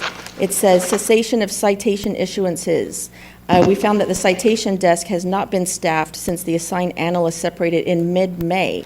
It was my understanding that that position is filled. Is that not correct? I need someone to let me know. Is it? Yes, that position got filled. This exhibit was a recap of the findings from the assessment that was done in May and June. So all of the information in that exhibit is, here's what the findings were as of that time. So this position is now filled, yes? Mr. Vu? We have someone working in this position? That is correct. We have Christine Dano in discipline handling that complaint. Susan Johnson, who's handling the citation desk. Thank you. Then on page 11, because again, this is what is publicly available. This is what the public is looking at, not the PowerPoint presentation today. Again, this is coming up. The area where BVNPT seems to continue to struggle most is with the handling of lower priority license complaint cases that are not referred to the Division of Investigation. Is this part of the CPEI matrix? Is this what we're talking about? No, again, okay. You get a pool, now it's like almost 1,000 complaints, not the arrest conviction reports for licensees, not the arrest conviction reports for license applicants. You get complaints, okay, other stuff that comes in, saying there's some problem with a licensee, okay?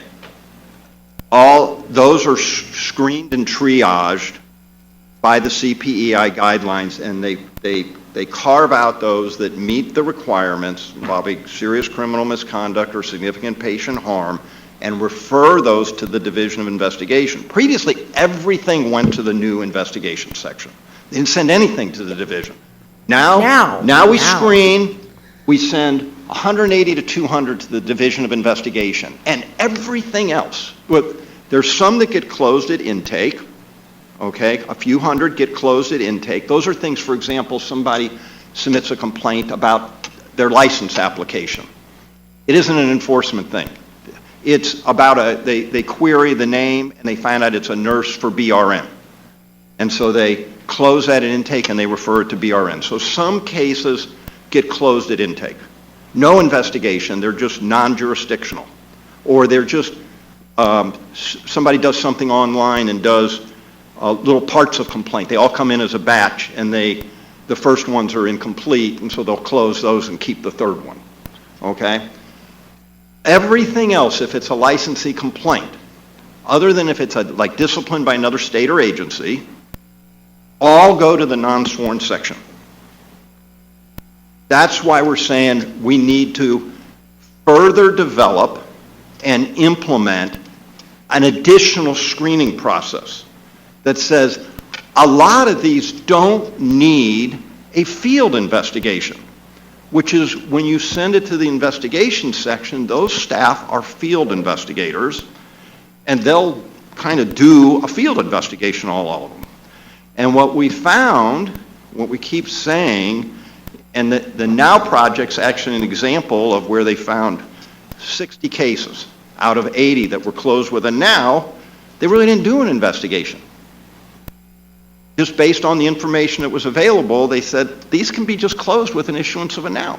We don't need to do anything more. It doesn't need to go to a field investigation. So there's a whole nother set of upfront screening and triaging to say, these get completed in screening and leaves a much smaller subset of cases that go to the investigation section.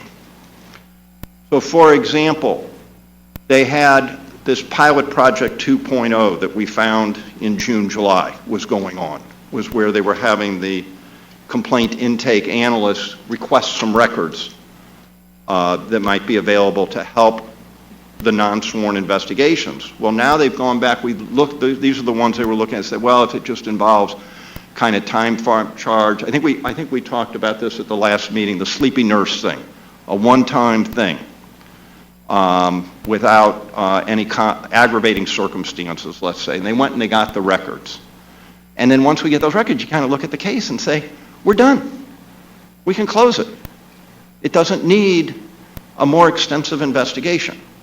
So that whole set of business process, rules, procedures, training staff, all needs to get developed and implemented. That's the purpose of setting up the new section.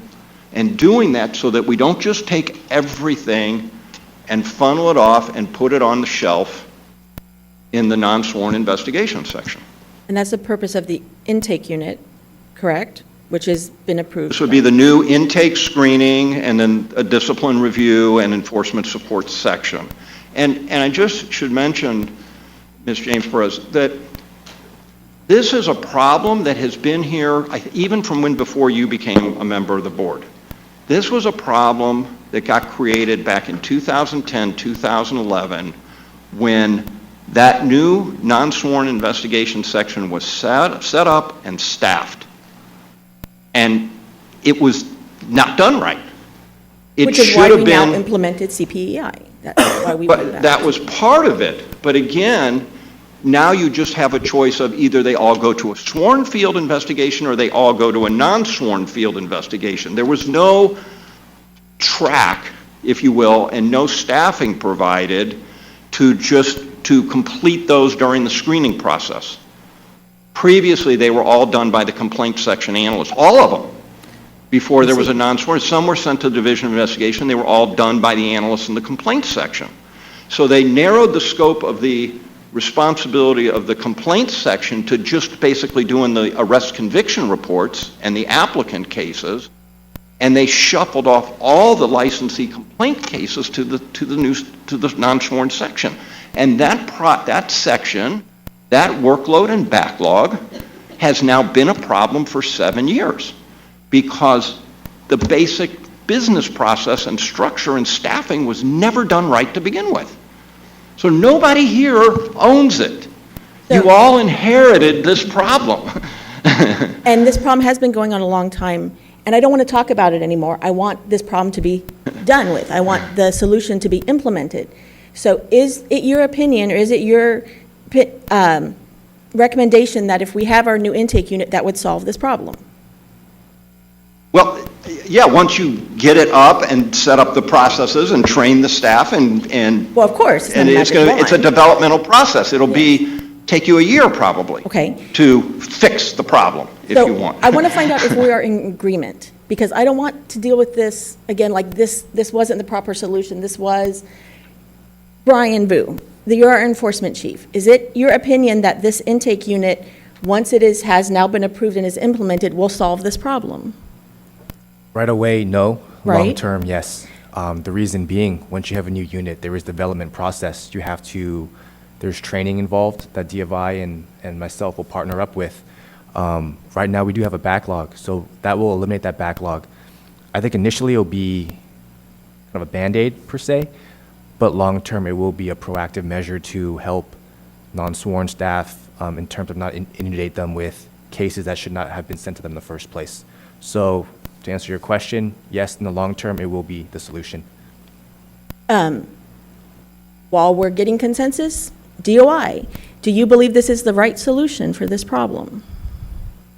Yes, I think I have, I think it's actually came more into focus lately for Brian and I. I have my analyst, Melissa Doss, going through those pending Q cases for the special investigators and what she is reviewing that was done in the Now project with some very specific documents that were able to be just gained at the desk. We were able to eliminate those. So I think it will be the solution for this historic problem. So it seems we have consensus that this is the right solution. Madam President, Madam Executive Officer, has this been approved by Human Resources? Is this going to be implemented? Yes, the reorganization has been approved by Human Resources.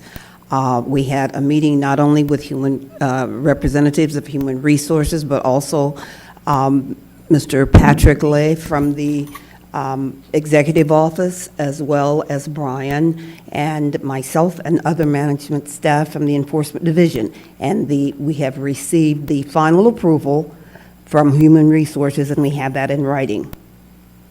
That's the approval of the reorganization, approval of the reclassification of a vacant investigator position to fill the manager position for the new unit. The vacancy has even been posted. So it seems to me that this is moving forward, that this is what we can do at this point. No, we cannot snap our fingers and have a trained manager hired and in place and done overnight. But this is what I'm hearing from our exec, from our management, from DOI, that this is the solution and that we're moving forward. So that seems to satisfy my question about that. Again, there was some mention of CPI and, not CPI, but where cases are being sent to either our investigators, Department of Investigation investigators, and way back in 2014, an enforcement task force, the first, I believe it was the #1 recommendation we had, was to implement the CPEI matrix. CPEI matrix, please correct me if I'm wrong, either one of you, is a matrix that delineates what cases will be handled at what level, basically, if they will be sent to DOI, which cases are high priority, that sort of thing. Are we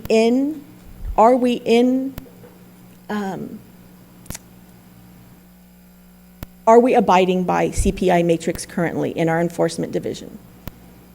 I don't know who's best to answer that. I can firmly say yes. Okay. There is, Mr. Frank pointed out some potential issues when there was a void in management, and we had a new intake analyst who was being kind of pulled in a couple different directions. And the intent was never not to send or never not to follow. I want to be clear with that. So there was just a delay in cases coming to the division. Since we have been able to be there and partner up with that intake analyst and really provide some training that she wasn't able to receive, everything that is flowing really well. And yeah, so I can definitely say that those guidelines are being met to my knowledge.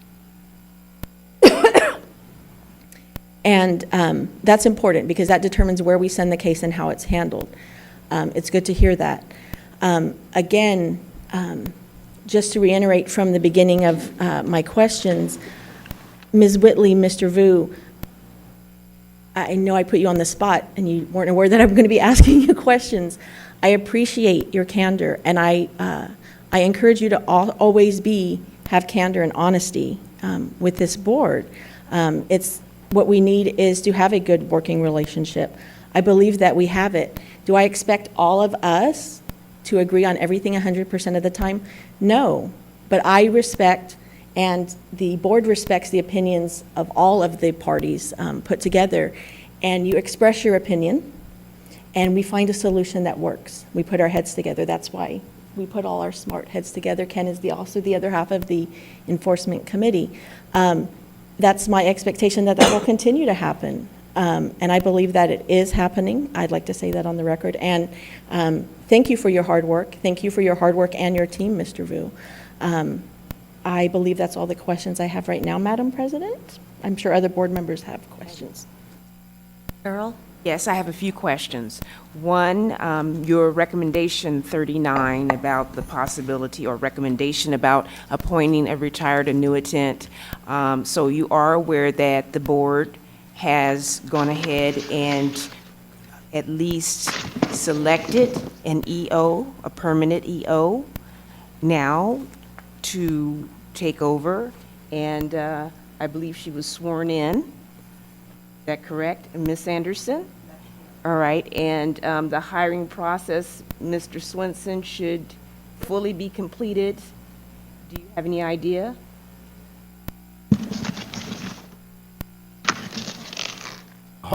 The hiring process for the current position as it exists today before the effective date of AB 1229 has been completed. It's completed. However, first of the year, that will change because of AB 1229 going into effect. Okay, so it'll change as far as the governor will have the right and the option to appoint someone, but he may also not choose to retain Ms. Anderson. So the board has fulfilled its responsibility in the interim to make a permanent appointment. So I just wanted to respond to that particular recommendation. Also, last time that we met all together at a board meeting at it was a general meeting, it was represented that you were confident that with your recommendations that our current enforcement committee, to my left, as well as a new enforcement chief, would be able and capable of fulfilling their responsibilities and bringing everything in compliance. Do you still believe that? I'm not sure exactly what you're saying I said, but I think at that time, I jointly presented with DCA Yes. To you, and I think collectively anyways as a group, I think we expressed or provide you with information that said they were in the process of fully implementing all those immediate action recommendations, which Yes. is what I said in my report today again. Okay. Yes. And do you feel confident going forward that it will be accomplished with the present staffing or board membership on the current enforcement staff as well as the current Yeah, and and again, enforcement just picking up on my prior comments, I mean, Yes. there's like, those are sort of mostly a set of Band-Aids. There were specific problems that like we needed to just fix, like we got to stop closing cases at intake. We needed to get caught up on reviewing these completed field investigations that needed to get referred for discipline. And then, as I mentioned, it was all caught up, and then there's like backsliding because the management structure, the management systems, the training has not been sufficiently completed. So this is a ongoing work in process. Okay. So And I don't want to give you the impression like, oh, gee, we're all fixed today, because we keep kind of slipping off the tracks okay, but on you're some on the of these path. things. So I'm hopeful that under the direction of the Division of Investigation, you can, over time, address these problems in a sustainable way, in a self-sustaining way, okay? But you're not there now. All right, and let's talk about your interpretation of AB 1229. Okay. You stated in there that it appeared to you that the DCA director, through the DOI, can implement any changes, essentially, that it determines to be necessary to ensure the appropriate administration and operation of the enforcement program. Okay, so I did read that the committee was supposed to have meetings at designated times, or at least dates, that DCA had the right to evaluate, monitor, make reports, recommendations, and that the board should cooperate. I didn't read in there, but maybe that's for legal to give us an exact definition of what that means. I didn't read that. Essentially, everything was abdicated to the DCA and the DOI to implement any changes it deems necessary. What I quoted was directly out of AB 1229, so I'm just read taking it directly at what it says at face value.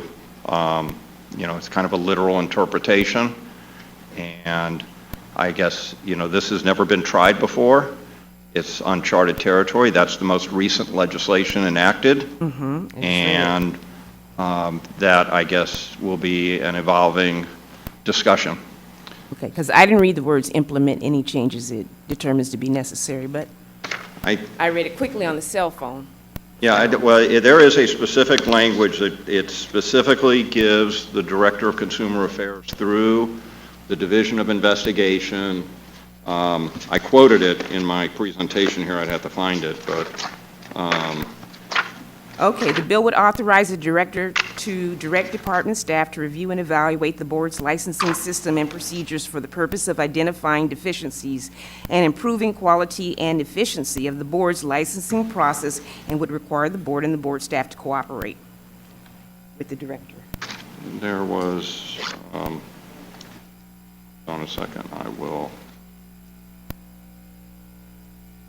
All right, my colleague pointed out some language. There's a clause that says it gives the Director of Consumer Affairs through the Division of Investigation authority to implement, I think off the top of my head, authority to implement changes necessary to assure the proper administration. Determine the need for, this is a quote out of the bill, I don't have the bill in front of me, quote, determine the need for and to implement changes necessary for the appropriate administration of the board's enforcement functions. There's that other stuff too about cooperating. Yes. But this language appears, I'm not the lawyer, okay? I admit that. You can have this discussion yourselves. You can have it with DCA. You can bring in ledge staff, however you want to do that. But my reading of this is it is giving the director specific authority through the Division of Investigation to determine the need for and to implement changes necessary for the appropriate administration of the board's enforcement function. It appears to be pretty clear that the legislative intent here is that Division of Investigation would have authority that it does not have today, as we sit here. Today, they come in kind of as at the invitation of the board to, as we talked about earlier, to assist and support the board, to support the management, but they don't have authority to require anything. And I'm not saying it won't continue to be a cooperative and collaborative relationship, but that language, I think, is in there for a reason. And it's in there specifically, I think, my understanding of how this kind of language came about came in response to the emergence of all these additional problems that happened during the past year, that happened in the springtime and in the summer. And DOI, I think you mentioned as far as the planning, what you have in mind as far as changes, training, support. You know, I know Will you that. take it as far as hiring, selecting people to serve in various capacities within that department?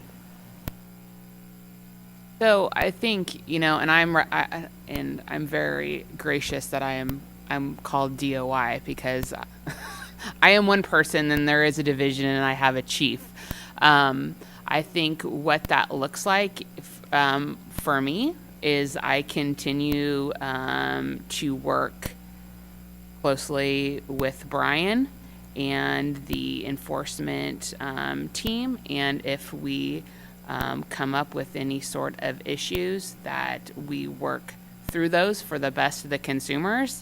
I could tell you that it's not the intention of myself to definitely come in and take over, because this program is running. Could there be improvements? Obviously, we've heard of that from Mr. Frank, but you know, our intention is to work collaboratively to work through these issues. And so what the bill, and like Mr. Frank says, I'm not an attorney, so what that language exactly specifically means, I know what my role is, and the role I have been given is that I will work collaboratively to make sure the functioning of the enforcement program is for the best of the consumer.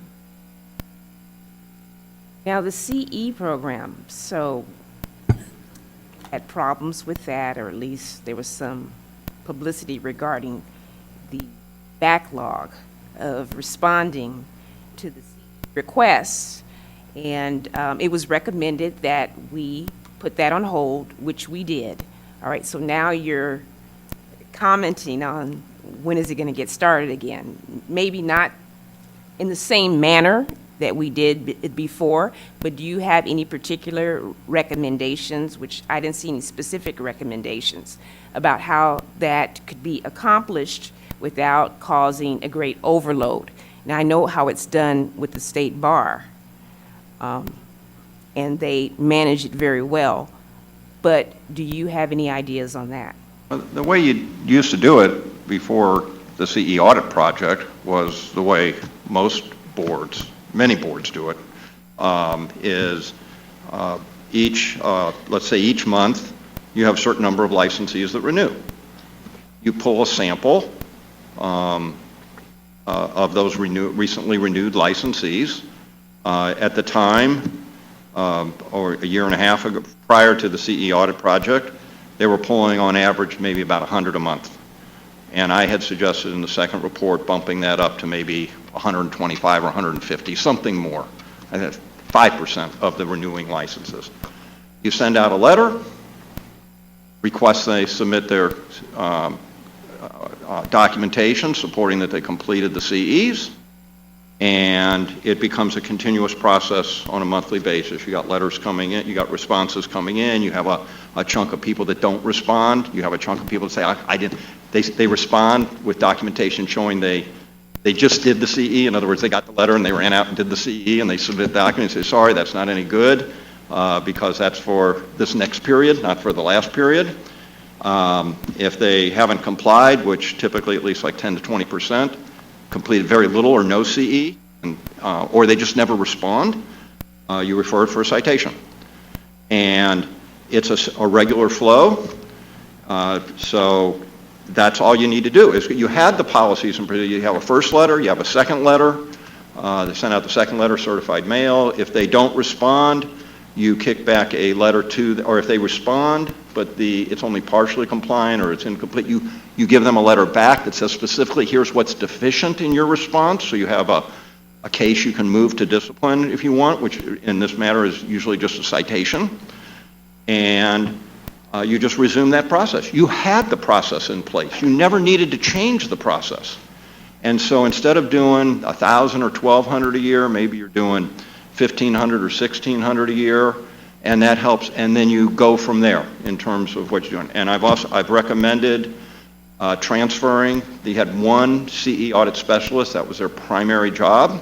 They also have some other responsibilities. You have to sort through that, but I recommended in a separate recommendation to transfer that position to the discipline unit, and which would marry that position with the citation analyst, which the citation analyst, the person, your citation desk analyst, their primary workload is issuing citations for noncompliance with CE.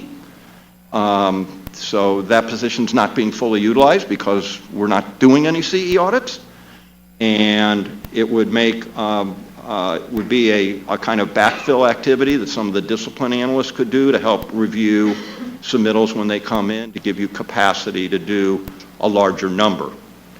And to me, it's like you could start that today. There's the procedures, the process was all in place before we went off and sent out 57,000 letters in 1 month. One of the problems is you got to basically freeze those 57,000. Those shouldn't be, the way they did that selection, those people shouldn't be renewing right now anyways. But you need to like check and make sure they weren't included in that pool. That pool is kind of polluted, and you're going to have to kind of freeze them out of the audits till they cycle through, because they submitted all these letters that we never did anything with, or responses. But you have 57,000 other licensees you can audit. So the question is, why can't we just start that today? And it's been 6 months now, and we've done, since we stopped the prior CE audit project, and we haven't moved forward on it. So I'm just calling attention to it again. Okay, so well, I'm not sure the exact date that the letter was posted on the website notifying everyone that, that they did not need to respond, but it just seemed like yesterday. It was May 18th. May 18th, was it? I don't know when it was posted on the website. That's when the staff was actually directed to stop auditing, and the retired annuitants were sent home, and there's been nothing done since then other than to post the letter on the website. Okay. I don't know when exactly that letter got posted, but the auditing stopped on the 18th. But yeah, so the last time we all met together, that you did mention that we needed to stop the audit, and that has been accomplished. That's your now- May meeting, yeah. Yeah, It and was the now May meeting, the you're August saying- meeting, and now we're December. Yeah, and now you're saying we need to start some process again, or the old process. This is not complex. This does not have to be No, hard. I agree. This is. It's not complex. All right, so then as far as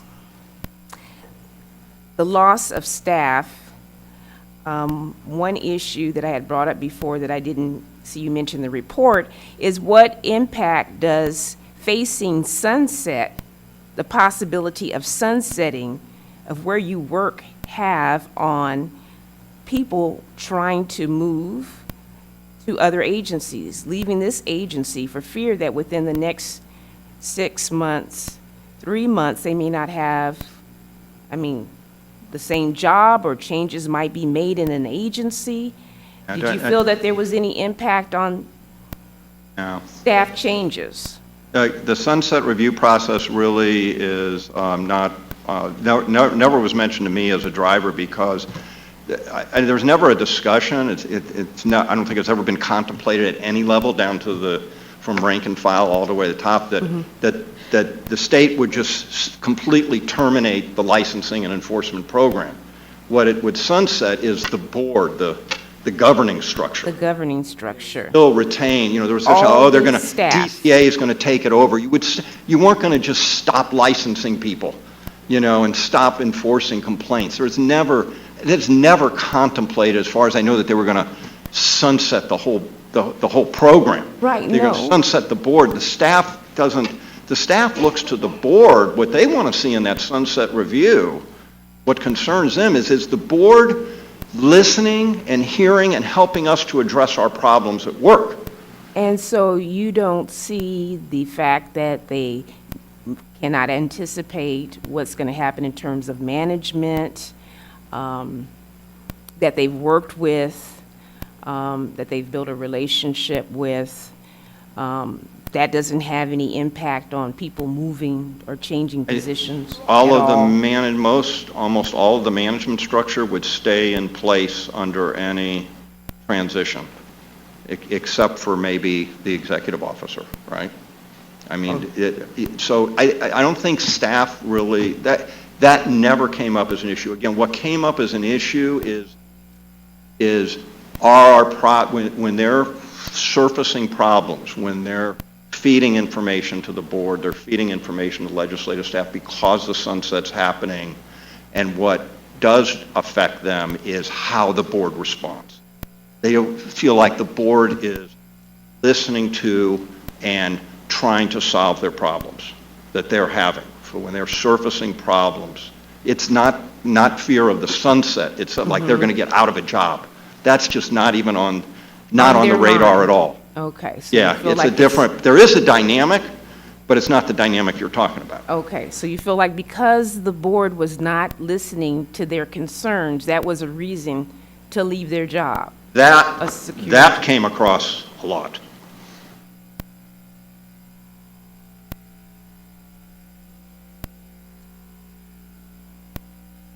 And lastly, let's see.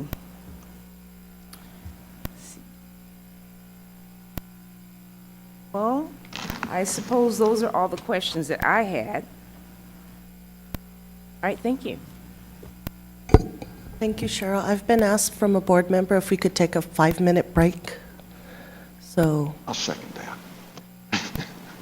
Ben, I can't second that.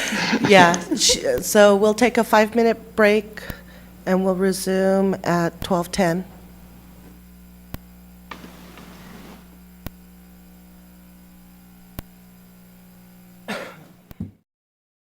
The building, so we'll go ahead and get restarted. Madam President, may I speak? Yes. And thank you to my colleagues. I know there was a question about the CE audit. I chair the Evaluations Committee, and just want to remind everyone that the reports from that committee addressed the past audit that was referred to, and it was entered into public record at the August meeting, as well as at the November board meeting. And that the Evaluations Committee will be meeting again to restart the procedural process of doing an audit as has been practiced historically. I just want to remind everyone, colleagues, and if you need to go back and review the reports from that committee, it is on record. Staff worked with us, and we're very appreciative for that working relationship. I have a couple of other questions, if I may. Reference to AB 1229. It does say effective January 1 of 2018. Looking at my calendar, that's exactly 2 weeks from today. And while I recognize this type of legislation is the first of its kind, given our circumstances and all of the recommendations, as a board member to better prepare myself to know how I need to work cooperatively, collaboratively, I was really hoping to hear something from DCA and D of I about what plans or what pathway do you have in mind starting 2 weeks from today?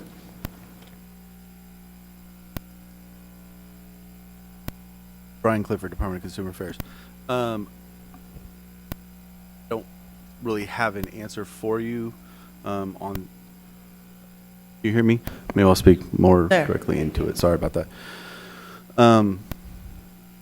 I think the department's always been committed to ensuring the success of this program, and I think moving forward, as Stephanie said, we'll be, we're committed to cooperating and working with this program. And obviously, I think it depends on what happens January when the governor is authorized to appoint an EO. Thank you. I'm in a little bit of shock, only because if we need to wait to that appointment, I mean, thank goodness this board did fulfill its duty and appointed an EO. We want to keep the business of the board moving forward until said time when we know what the governor chooses to do and the directives we get. Taking a step back, listening to the report and having read all the documents, I think it's important for all of us to think about oversight, not just in the case of enforcement, but it was brought to our attention. It was brought to our attention that there were concerns raised by Mr. Clifford of lack of, the number of vacancies in what he identified as leadership positions. And that there have been a number of months during that time. Following the pathway or what occurred in terms of the recommendations around enforcement, I'm just thinking we might look at, by committee, what the oversight might be in all of the other areas, and that we as a board, working through the committees, can review the protocols for doing the work, doing this with staff, doing the work of the other divisions, just so we are aware as board members of what the status is. And I also have to compliment the staff, since we have reinstituted the functioning of the committees. There's been a great working relationship with staff and board members around reporting and updates about what is going on in all of the divisions, not just enforcement. But I can only speak because about the two committees on which I serve, and that's education, which I chair, as well as evaluations, which is the one that dealt with the CEs and with other operations, including the phone and the front window and intake. One other item.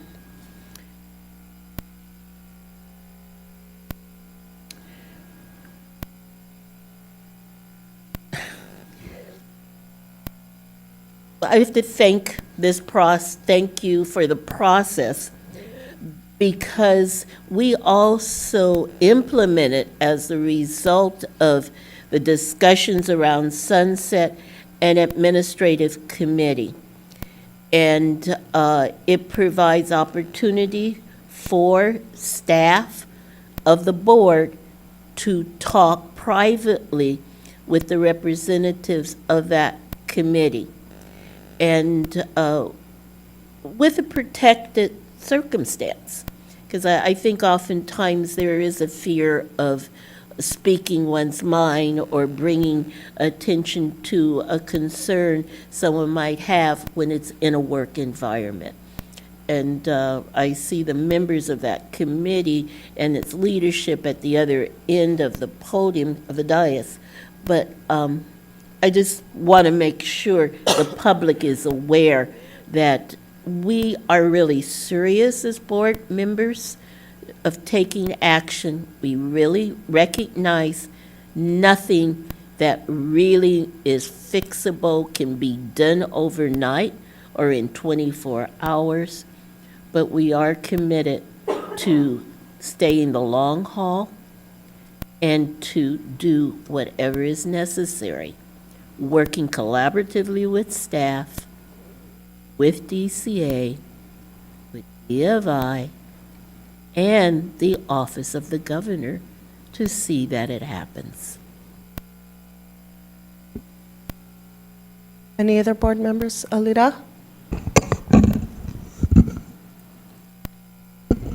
Yes, just following up a little bit on the staffing issue. Given what you even refer to as the reputation of this board, this particular section of state government, if I were a state employee looking for a lateral transfer or a new position, I would avoid it like the plague. How do you feel we're going to be able to fill all of these positions that you say are the solution to our problems?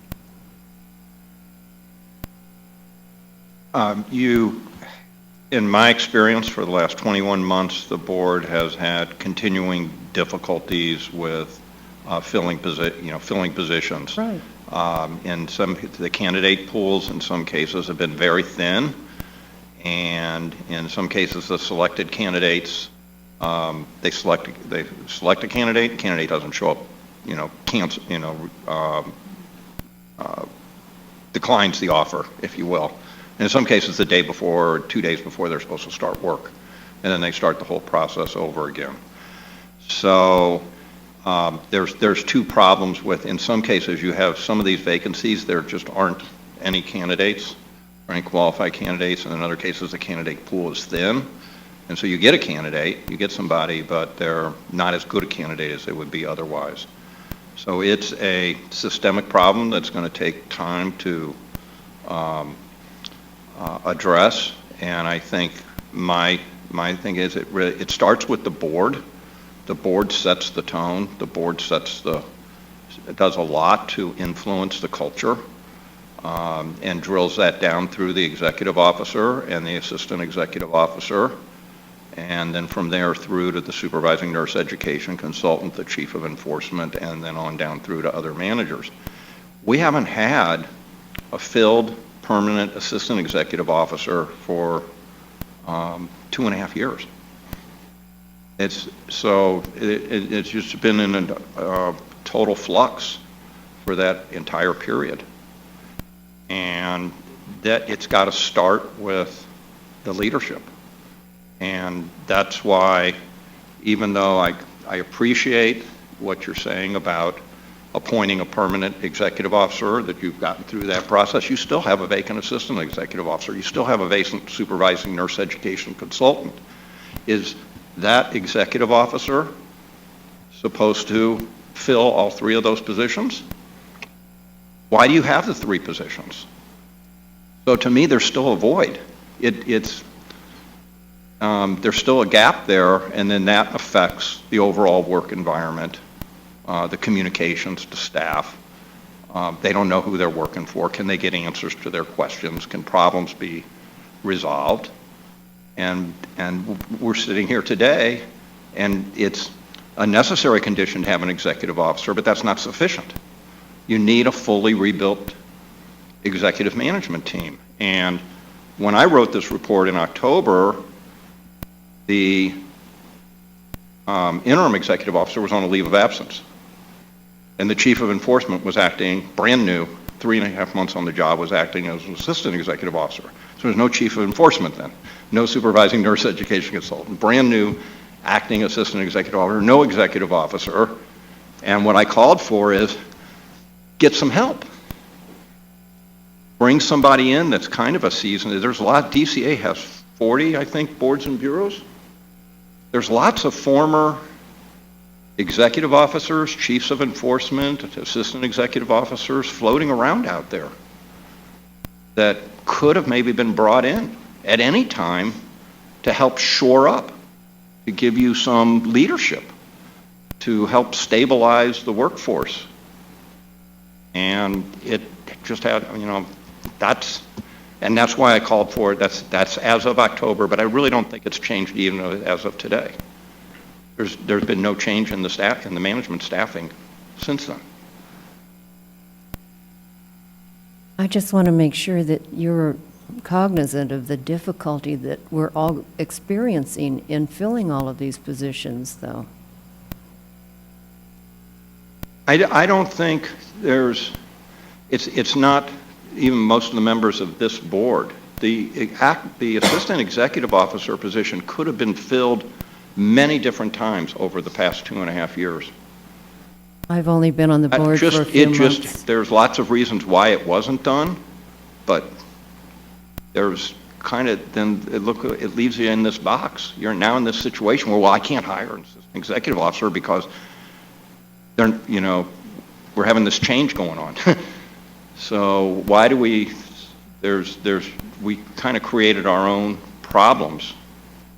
Why have we had a no supervising nurse education consultant for a year? Over a year now. Nobody's supervising the education section, other than if the executive officer continued to do that, in which case maybe they weren't fully attentive to their other responsibilities as an executive officer and as an assistant executive officer. Well, again, if I were in a position to apply for one of those open vacancies that you're referring to, I don't think that I'd have any desire at all to work for something that's in such flux. Yeah, it is. Yes, based on your report. You're correct that to the extent this board has now been through a second sunset review and these problems are apparent, it's common knowledge about these problems. But that argues for fixing the problems. And kind of where we've been over the past year or so, we've kind of not fixed the problems. We were fixing the problems in 2015-16, and then we stopped fixing the problems. So you need to fix the problems so that you're not showing up in a sunset review as being a troubled agency. It doesn't, you have to fix the business problems. So again, I think what the legislature did, my interpretation is, they've set a 2-year window here to try to stabilize and restore the board's operations and programs. They have Department of Consumer Affairs will be coming in through Solid to do some reviews on the licensing side. I think they've been pretty explicit about the authority of the Division of Investigation with respect to stabilizing the enforcement side and rebuilding your own capabilities. They did it for a 2-year period for a reason. They know it's not a couple-month process. They're saying this is a transition period to rebuild and restore and stabilize, and that's what you need to get on with. And so the issue is, and they're saying, you've got my 58 recommendations. If you have another list, add those to it, or figure out what you're going to do, but it's kind of move on with the program. Those are the things that need to occur, and those recommendations have been all previewed with Department of Consumer Affairs. They've been previewed with your management team. I haven't heard anybody say, but we had this discussion with the second report. Nobody has said, don't do these. We can't do this, or whatever.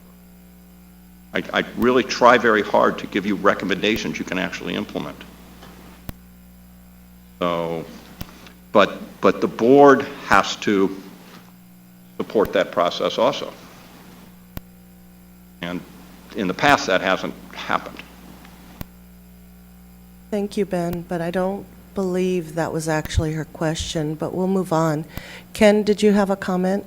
Madam President, may I just address the Assistant Executive Officer question, because I know my fellow board member, like she said, has just recently been appointed.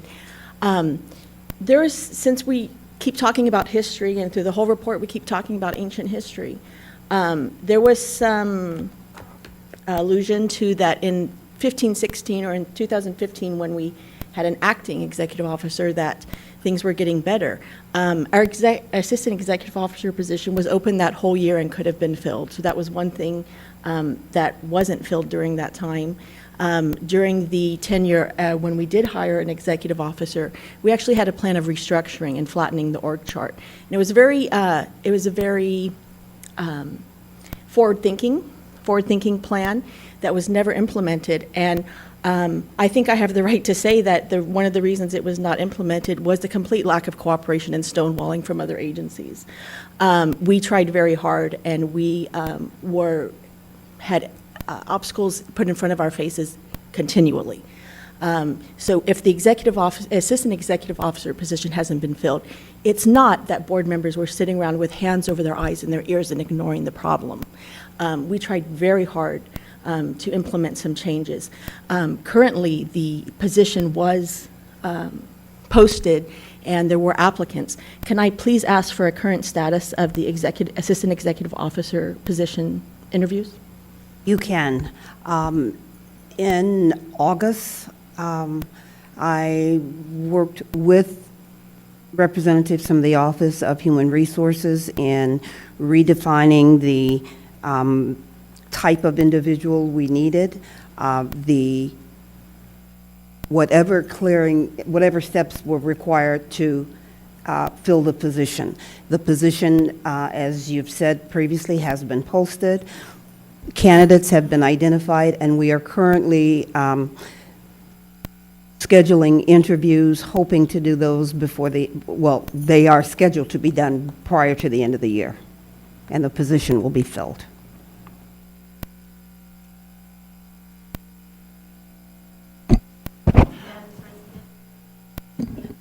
Just another question. If I understand correctly, the person is on position that by HR regulation posted. Someone is on leave, they have that position. Am I confused? Affecting us and leave, and it is documented in the report. I'm just curious. I need to.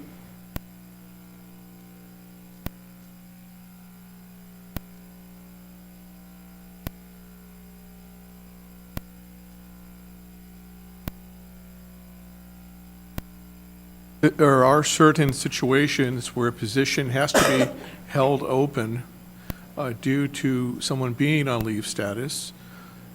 Also, there are situations where a person may have the right to return to a prior position after completing an interim appointment. It's difficult to assess that in the abstract. It would have to be examined on a case-by-case basis. But I can't express any sort of opinion about why certain positions may have been left unfilled without examining the particulars of that position and whatever types of leave status might be involved. Thank you.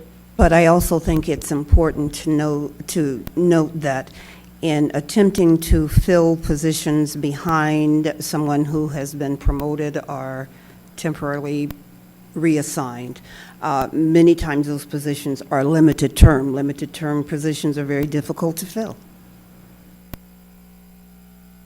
That's reality.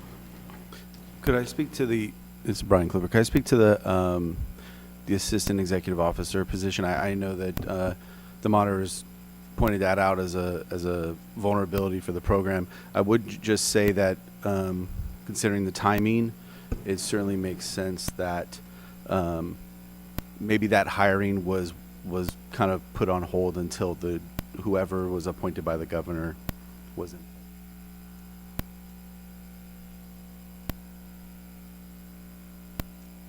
Cheryl? So you're referring to the last EO who was on leave, and we had to hold that open until there was a final resolution of whether she had the right to return or not. So that could explain some of the delay. And then you mentioned the EO may want to have some input on the hiring of the AEO. So I think those are both legitimate reasons why there would be some delay in hiring for those positions. Any other comments, Ken? Thanks, Madam Chair. Mr. Frank, thank you for your thorough report today. It's provided some insight, I believe, not only for the board, but also for the public. But I do share my colleague to the right's comments around, I believe that we're on the right track. And I think not stating that profusely today is important because, quite frankly, if you were to look at this report today from a public standpoint, it would look like we aren't on the right path. And I want the public to realize that we are on the right path. And with the new appointment of our executive officer, as well as Brian Vu and many of the countless staff at BV and PT, we are doing some great work. And we're doing it on behalf of the consumers of California. So I just wanted to make those points. But also, I wanted to ask you, as a monitor, is there particular, you've noted in this report that there's positions that we should be adding or that we should be doing better. Are there positions that you feel that we should not have anymore? Should we be looking to discontinue certain positions? I'm asking this question just because I want to learn from the monitor, if you have some comments around that. I didn't do a staffing analysis over the entire board. But with respect to enforcement, I think I was pretty clear. You have an adequate number of positions, but I'm advocating for recommending that you set up this new section and you need to reclassify and redirect some positions to do that. And there's some other refinements in terms of allocation of positions within the enforcement division. Overall, I think the enforcement division has a sufficient number of positions for at least the next couple of years, given the kind of current state of the workloads and workflows and backlogs and so on. So I don't have any, on the licensing and administrations, I don't have any assessment at all on the education division, with one exception, which I'll mention. I'll get to it. On the licensing and admin side, I've never done any analysis on that side at all. So I can't speak to that. With respect to the management structure, I don't have, there was this change made back in 2016 to create a third management position for licensing and admin, and they've now gotten to a situation where we still just have 2 filled positions, and one is basically impossible to fill because of other decisions that have made about staffing, use of staff.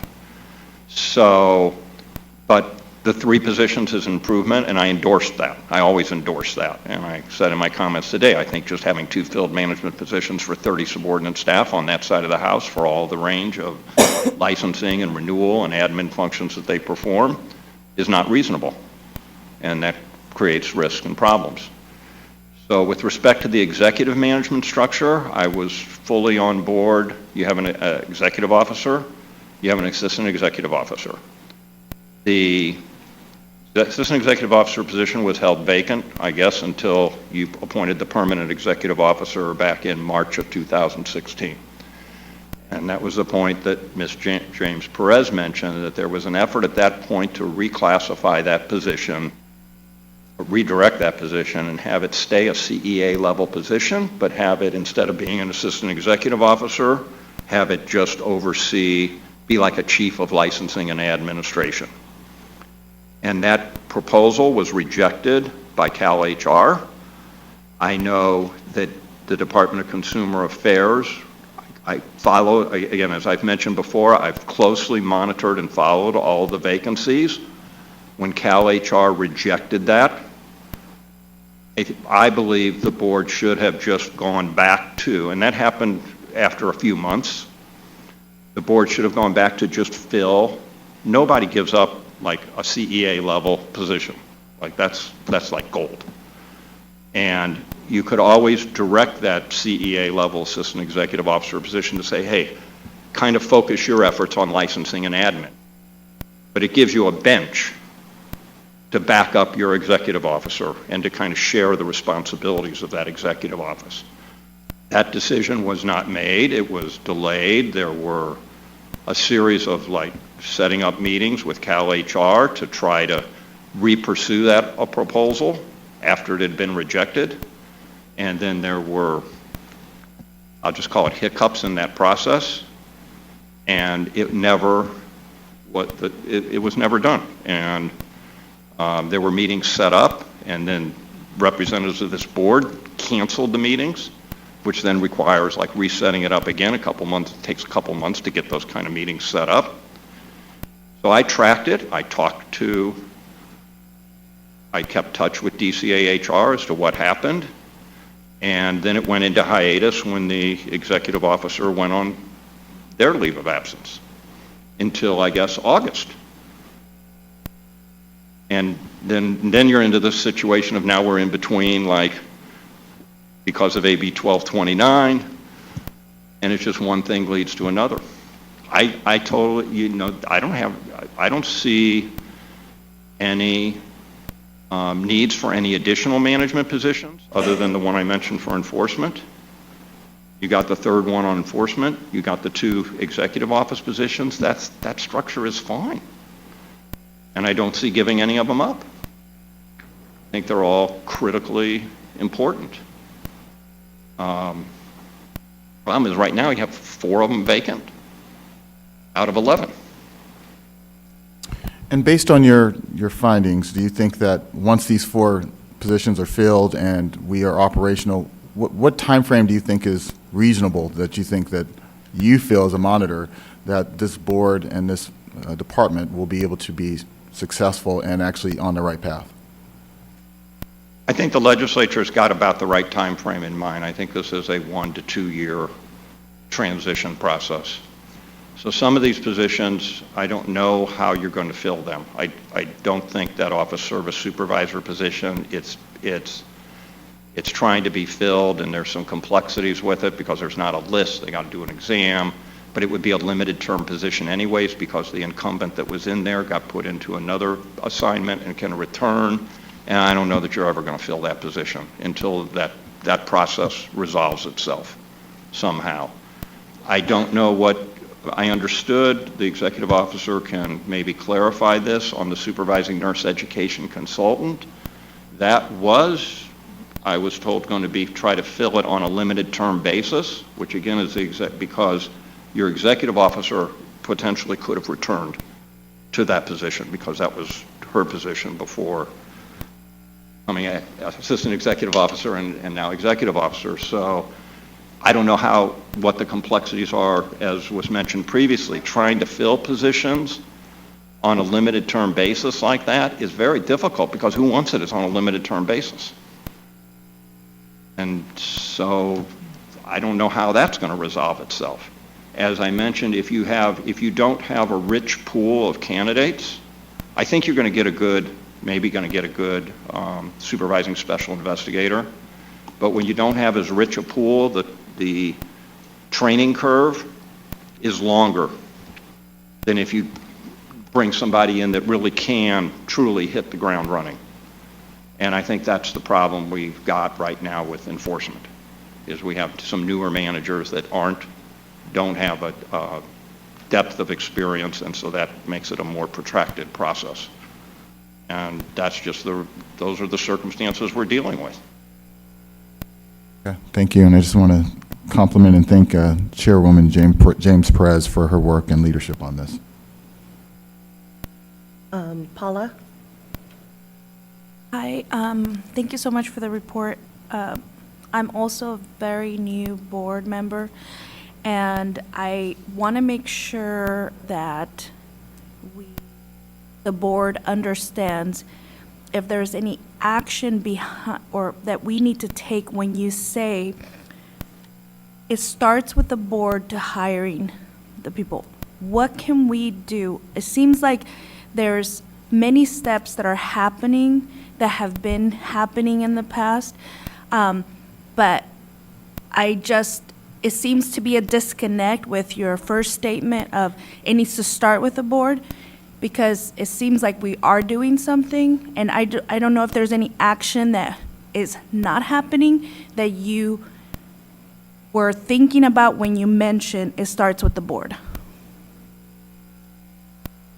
Okay, I'll go back to, again, you're newer, but we had kind of discussions like this in some prior board meetings, and from time to time, members would express would make statements along these lines, that members we're volunteers, we're not here all the time, and we hire an executive officer, and we depend on that executive officer to manage and maintain and operate the programs. Because we meet quarterly, we have committees and so on, but we're limited in what we can do. We depend on that executive officer. And that executive officer's responsibility is to build and sustain the supporting management structure. So my response to you is the board's responsibility, if that management structure isn't being sustained, if there's major gaps in it, is to bring action to that executive officer to address that problem. And if that executive officer isn't adequately addressing, recognize you're having the problem, and if the executive officer isn't adequately responding to the problem, then reaching out to the Department of Consumer Affairs, reach out to State and Business Consumer Services, Housing Agency, reach out to the governor, reach out to whoever you can to say, we need some help here, because we depend on that management structure, and our management structure got some big holes in it. And I'm saying, as we're sitting here today, now maybe it's going to change in 2 weeks. I don't know that it's going to change in 2 weeks. Maybe you know for certain if it's going to actually change in 2 weeks in some meaningful way, but I don't know that. And so as I sit here today, I'm saying, even today, there's still some big holes in your management structure. I keep saying we got 4 vacant positions. There's no supervising nurse education consultant. There's no assistant executive officer. We got a vacancy on the licensing side. We got a vacancy on the enforcement side. And we're going to muddle through, I guess. So that's where I'm saying the board's responsibility is to step in there and say, I got a problem here. What are we going to do to fix it? Or is it's going to resolve itself in 2 weeks with some certainty? And I just don't know myself. I raised the question with your president and vice president when we met last week. What if, for example, there's going to be a delay in the governor's appointment? Are we prepared for that? Do we have any insight on that? And there was no response. So, but your job as the board is to make sure you have a management structure, because you depend on it to do your jobs. Well, thank you. I think what I gather from this report is that it's going to be very difficult to encourage people to join our workforce and our team when we have such damaging words, and there's no comment about, like, these are the right things that we're doing, this is going to take 2 years. I mean, these words are important. You just said, yes, it's going to take about 2 years, but in your report, there's nothing about all of these changes are going to require time. And so I'm just asking that the words that are put in reports are very important, especially when we put it on the public website, and that we need to be thinking about what is going to help this department. And I don't think that a report that neglects to mention a timeline is going to, it's going to be helpful. It's going to hurt. I believe that this report is going to hurt us to filling these positions. So that's all I have to say. Thank you so much. Thank you. Yes, just briefly, Mr. Frank, you answered my question about the intake unit, a new unit with somewhat well-defined responsibilities in a manner different from our current method of business. What I'm hearing is there are not going to be any additional allocated positions. We're just going to create the new unit through our existing org chart. Is that right? That's correct. So how would you respond to perhaps an observation that what we would be doing would be just shifting existing workloads? Well, you Without are. any new For example, the field investigation case review function is being done currently by staff in the complaint section. The intake and screening functions are being performed currently by staff in the complaint section. So we're saying take those positions and those responsibilities and put them in this new section. So we are transferring that work. The data analyst position and reporting position is in, I think it's in the discipline section currently. We're saying that's been vacant for a year. We're saying transfer that into this new section. The Department of Consumer Affairs already approved reclassification of a vacant special investigator position to be a manager for the new section. That basically gives you a pool of like 5 or 6 positions for that new section. And there are some vacant analyst positions in the complaint section that I'm saying once you take that complaint section and you reduce their scope of responsibility so that they're just dealing with licensee arrest conviction reports, license applicant cases, that there's a couple of vacant positions in there that could potentially be redirected to staff, to augment the staffing of that unit, to bolster that screening process so that those licensee complaints can be completed in that unit instead of referring them to the investigation section where they get put on a shelf. So what we would have at the end of the day would be different standard operating procedures? Yes. It's a different workflow. All right, thank you. Thank you. We'll move on to get the recommendations from, Donna, did you have something? Okay. Madam President, just for the record, I do recall that there was a meeting with the monitor and senior staff and the EO and the president and vice president of this board. What I heard is a little different than what I recall, so clearly we might not have been in the same meeting.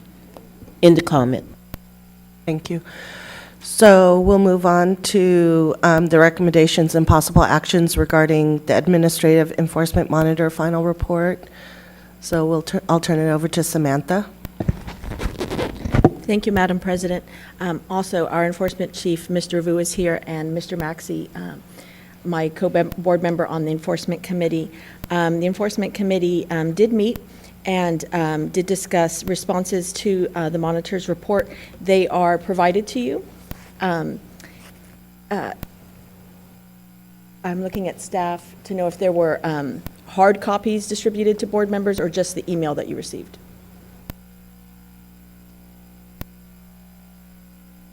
Print hard copies.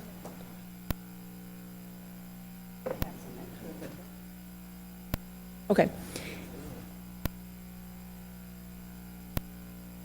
I'm sorry, Mr. Vu? No, that draft did not, the hard copy did not go to every board member. Is it did the go to draft 4. status of it? That's correct, they are So, draft. we had drafted some responses, and it's quite lengthy.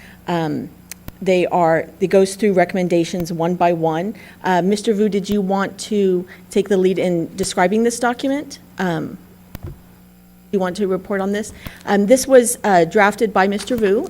He worked diligently on this. We then had an enforcement committee committee meeting where we discussed at length all the recommendations and we refined them. Mr. Vu, did you want me to go through one by one individually, or would you like to take the lead on summarizing this? I'm more than happy to go over these. I defer to board president because again, this is draft form. Just a minute. Donna? I'm sorry, did you say that if this was sent to me, I missed it, because I've never, in soft copy or hard copy or draft or final, I've never seen this. This was never sent to all the board members. This was just sent to the exec committee as well as the enforcement committee because again, this is draft form. It's still a work in progress. When it's finalized, it'll be sent out to all the board members, but that was the intent. Because what I had thought was the recommendation was going to come from the enforcement committee in regards to the responses. So the board members should have received a copy.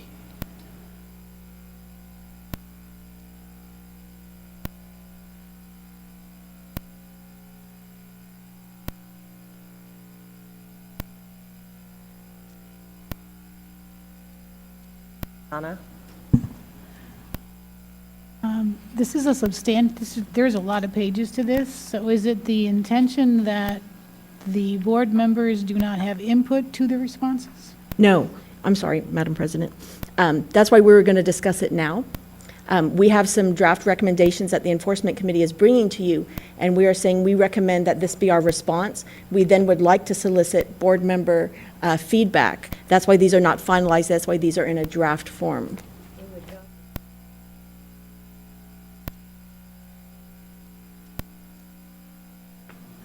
I would second that. It would help if we actually had them. Samantha, is it Legal, is there a reason why, is this something legal? I'm Yeah, that's new, what- so I'm trying to understand. That's what. Can we get some advice? Is it legally possible, Mr. Swenson, to distribute these, or is that not legally possible in its draft form?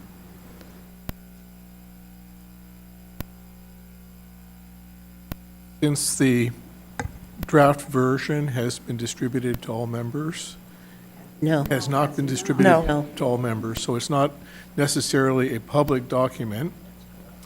However, if the intention of the board is to review the proposed responses to the various items in the report in open session, then the best course of action would be to distribute that, give the board an opportunity to review it, and then proceed with an item-by-item discussion if that's the intention of the. Sure. So I want to make sure we're on safely on legal ground here, not distributing things that are not possible. So my recommendation, if I may, Madam President, would be that we break for lunch and I copy this report and distribute it to board members and make a copy available to the public. Yes, this draft? Is that possible? Yeah, and just to clarify, the committee report or draft report is germane to the issue that's been agendized, so there's no problem going forward with the discussion of it. Yeah, I don't want to ever find ourselves distributing something that we haven't cleared through legal yet. So, Madam President, if that is acceptable to you? that requires a motion, does it not, or no?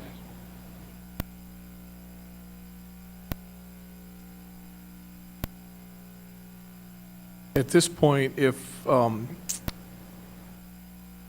President, if you're ready to recess for lunch, you could simply do that, and when we reconvene, the matter could be taken up. Okay. And is it possible to get public comment prior to going to lunch or should we wait till after? Well, there's opportunity for public comment earlier in the meeting, and at this point, there's not a motion pending. Okay. So it'd be proper procedure, wait till there's a motion pending to invite public comment with respect to a pending motion. Okay. Thank you. So with that, we'll go on lunch for half an hour, reconvene at 1:30.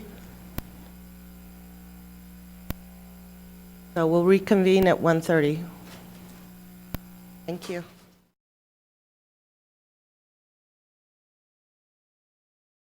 We have let it reflect that we have all the board members back in the room, our legal counsel, Ken, and Executive Officer Cheryl here. Okay, I'm going to recall item number 4.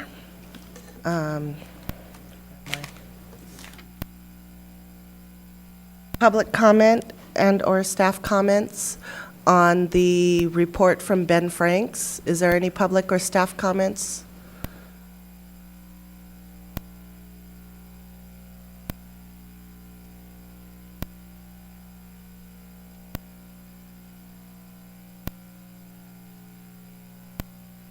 Brian?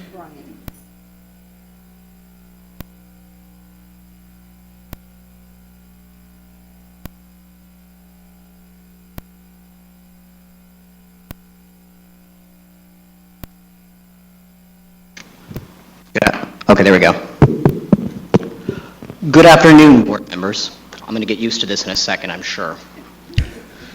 My name is Tim Kammer, and I represent SEIU Local 1000. That is 96,000 members across the state, specifically many of the rank and file we have discussed today, but also the licensed vocational nurses that work across the state facilities.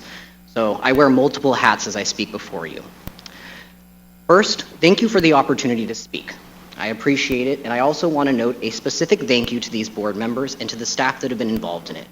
Board members, I've been working on this process with many of you and with the staff and consultants and the legislature for over a year now, and it has been quite the process. And I think the first thing to note is how much effort and how much work all of you have put in. And to know that even the newest board members are committed to making sure that the members that y'all oversee are protected and that their licensures are appropriately enforced. Throughout this past year, I have seen many of these board members put in individual and more voluntary internal time than is probably expected of most boards, all because they genuinely care and have a desire to fix these issues. So I thank you for that. I'd also encourage those that rely on this report to consider one thing. Numbers tell a story, but they alone only provide a small lens into the context of a situation. And while they provide an importance into the efficacy of the progress, it doesn't necessarily point out everything that has occurred in the past year. And numbers don't always tell you the individual cases that you've had to work on and the individual situations that have arisen. I think we can all agree that the proverbial dam and spillway broke in 2016 and probably early in 2017 for this board. Several problems came to light before the hearing, and I think a lot of 2017 was trying to address the overall infrastructure and the leaks and issues that came from those consequences.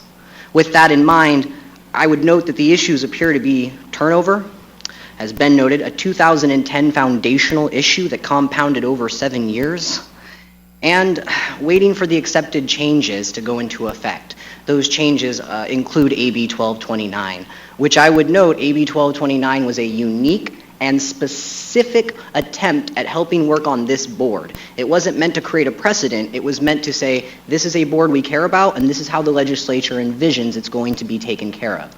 With that in mind, it doesn't go in effect till January 1st. As has been noted by Ms. Anderson and many others, it's about 2 weeks away.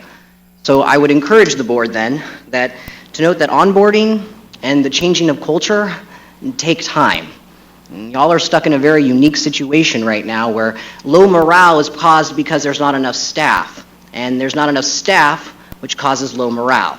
And as you hire staff, because it's not completely filled, that staff feels like they take on too much of a load, and then they have a low morale. How do you solve it? It takes time.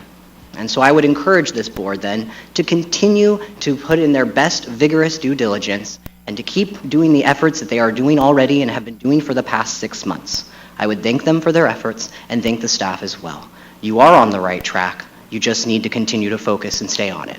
Thank you. Thank you.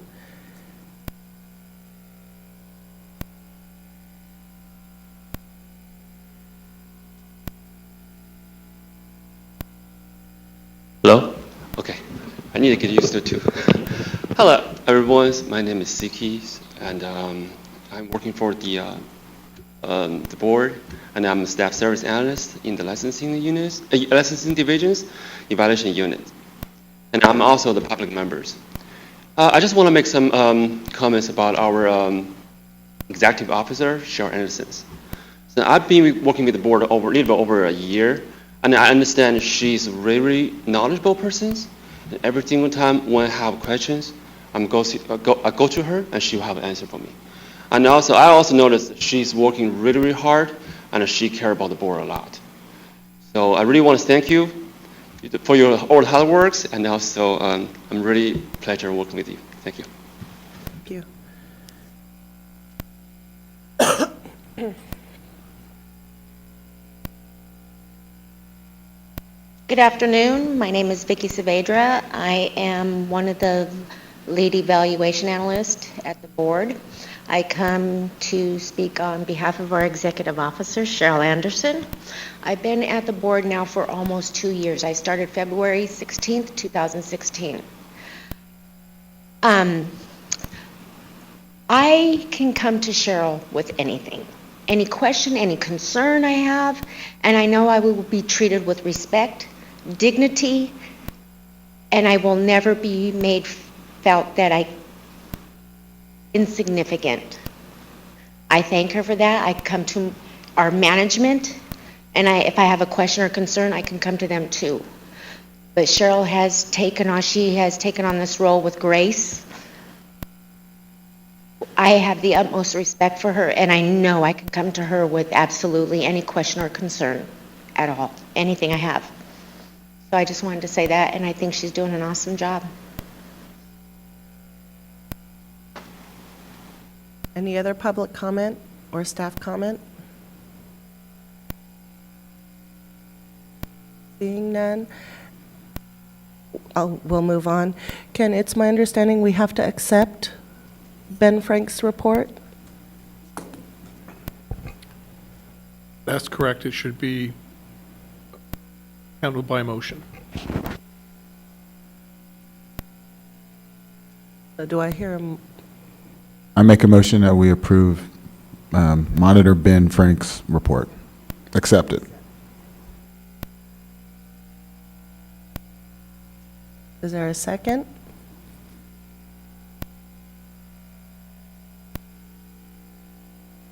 It's moved and seconded to accept Ben Frank's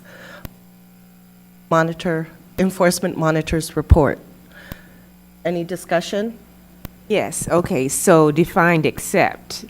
We accept it in terms of we accept him turning it in or submitting it, not that we necessarily accept Correct. the entire contents or his conclusions. Thank you.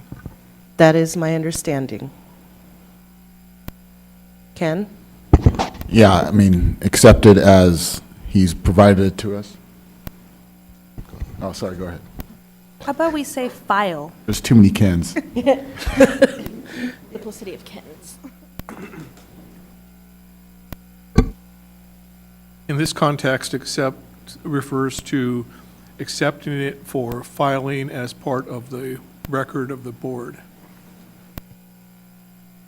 Thank you. Paula?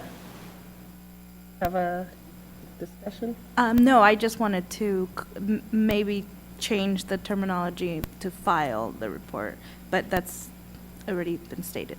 Okay, thank you. Any public comment on the matter?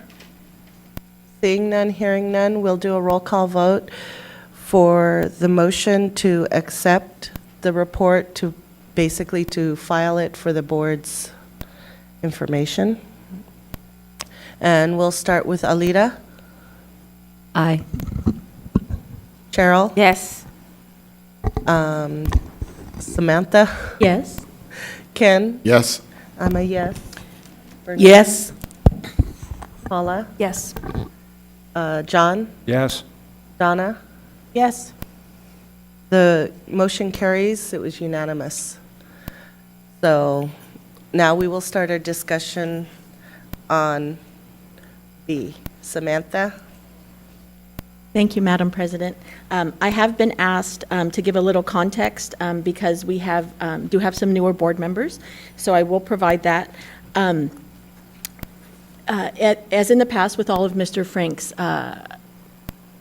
reports, the board then, after the report is given by the monitor, we do have the right to respond, and a response is expected of us to the report. In the past, that's taken a great deal of time and some confusion at board meetings, and has maybe taken more time than it needed to, and we are on limited time today. We did also get the report, and then there was a very quick turnaround to when we're having this special board meeting. So the enforcement committee, because Mr. Frank is our enforcement monitor, the enforcement committee did meet and come up with some recommended responses to Mr. Frank's report. And then we wanted to bring this as basically a launching pad, a starting point for the entire board to put their comments in, so we're not starting from scratch, that you have something to work with, and then we will draft the final responses. These are the Enforcement Committee's recommendations.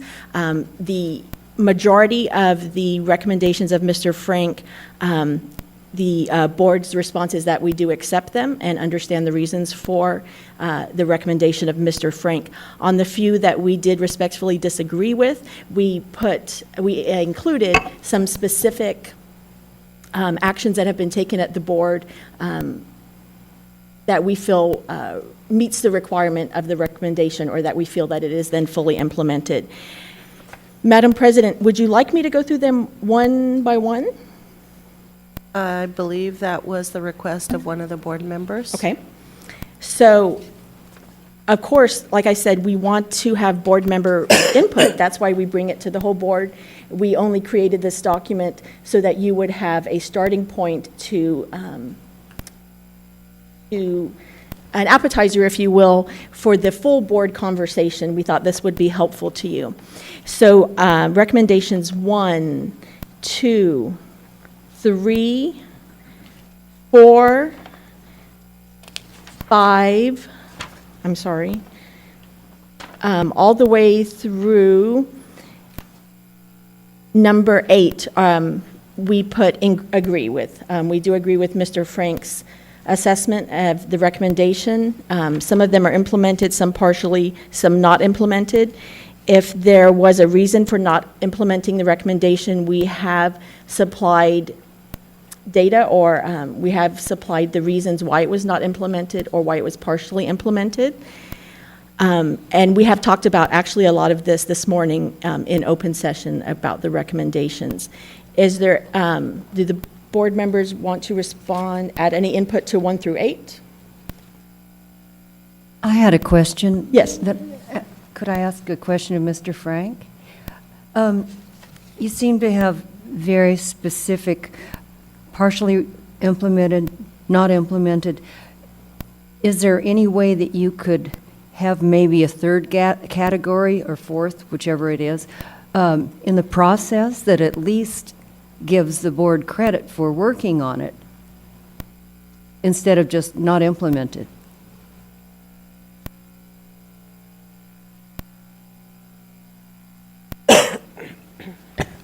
I think in the recap there, it has the soundbite implemented, partially implemented, not implemented as a recap. But in the body of the report, there's listings of all of the prior recommendations, and there's discussion. There's like usually a whole paragraph discussion, at least a sentence or two, as to what's going on with those recommendations. Excuse me for interrupting you, but this is for the legislature, and having worked with the legislature for 25-plus years, they're going to look at the conclusion, not implemented.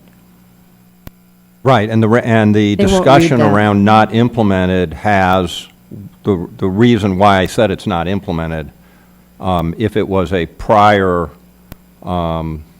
recommendation, I think even if it's a current, I'd have to go back through and look at the whole body of the report, but there are tables that have a full, more complete discussion.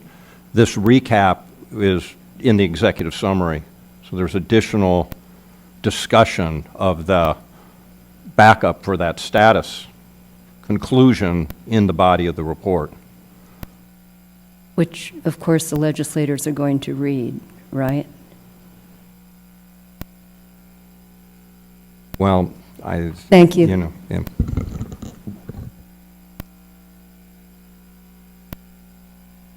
So moving on to number 9, the recommendation is there, and the Enforcement Committee, our draft response is that we respectfully disagree with the partially implemented status. The intake analyst queries nurses as required and addresses any cases involving discipline by another state. Nurses is a database nationwide that will show discipline of any vocational nurse in another state. Additionally, the complaint unit manager conducts a weekly review of nurses, and we have procedures in place for this task.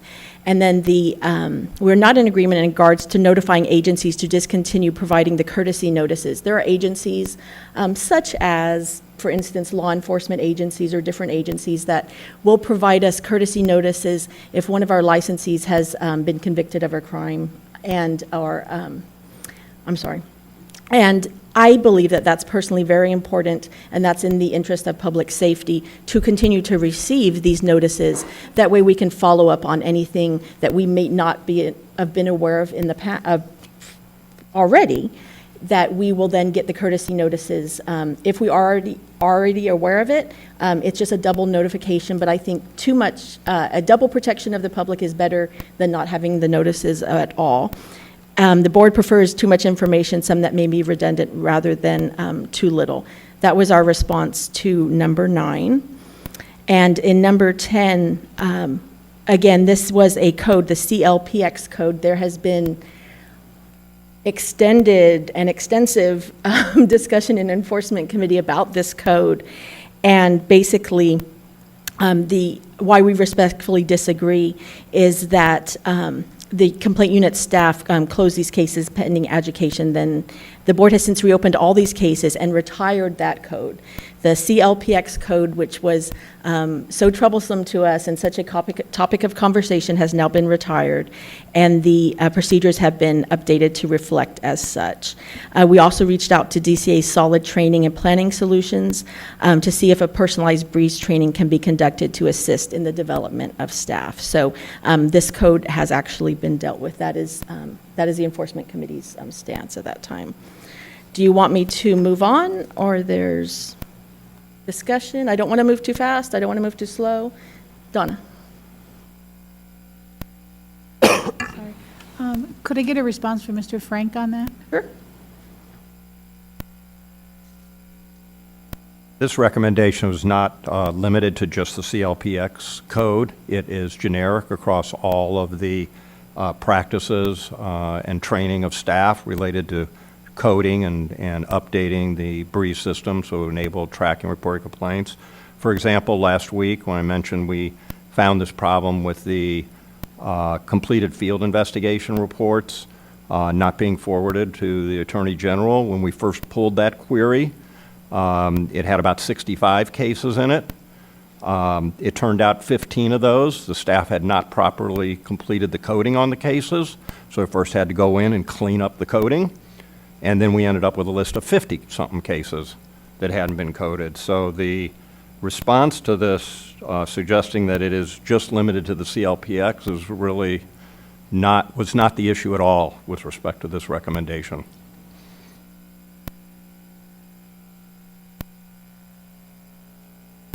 So if we go on to, 12, 13, 14, 15, 16, 17. Again, the Enforcement Committee's draft response was that we do agree with the recommendation of Mr. Frank.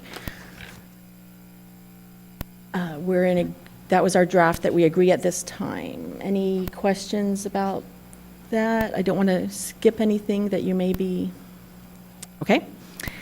Number 18, locate or account for all cases shown in Breeze, close pending conviction, and assign them ongoing monitoring. Again, we said we respectfully disagree. The cleanup project was initiated in November. The complaint unit manager runs weekly reports to monitor progress, and the cases are accounted for and internal controls have been developed. That was our draft that's our draft response that we came up with. Any questions? Okay, number 20, we're in agreement. 21, agreement. 22, agree. 23, agree. And just I would point out to board members that while we agree with the partially implemented status, there is a little more supporting data that we gave you as to why that's partially implemented. 24, 25, 26, 27, 28 are draft responses that we do agree with the recommendation of Mr. Frank.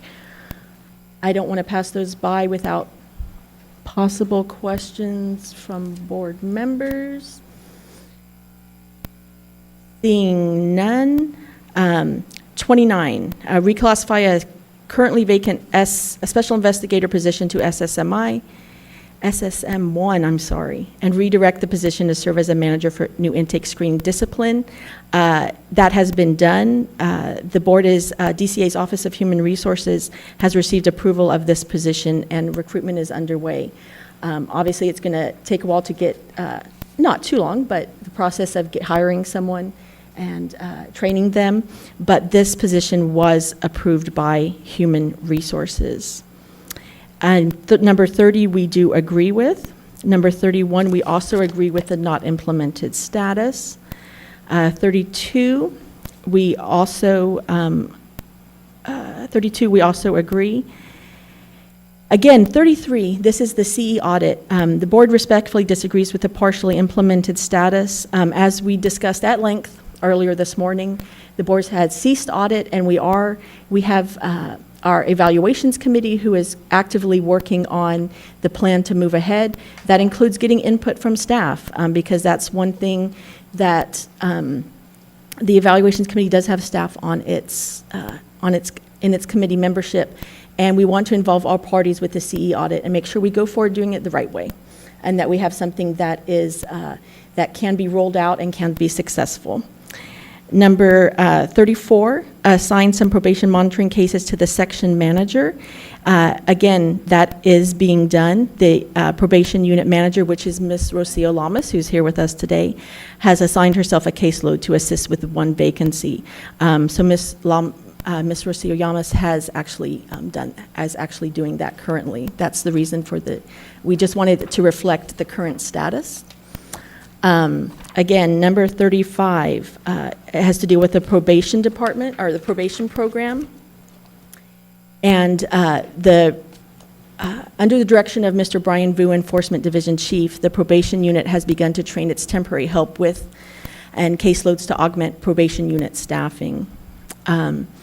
Again, Mr. Frank and the board both believe that the probation unit caseload will decrease in the future. If so, a reassessment of the unit's need for temporary help can be completed. Any questions so far? Okay. 36.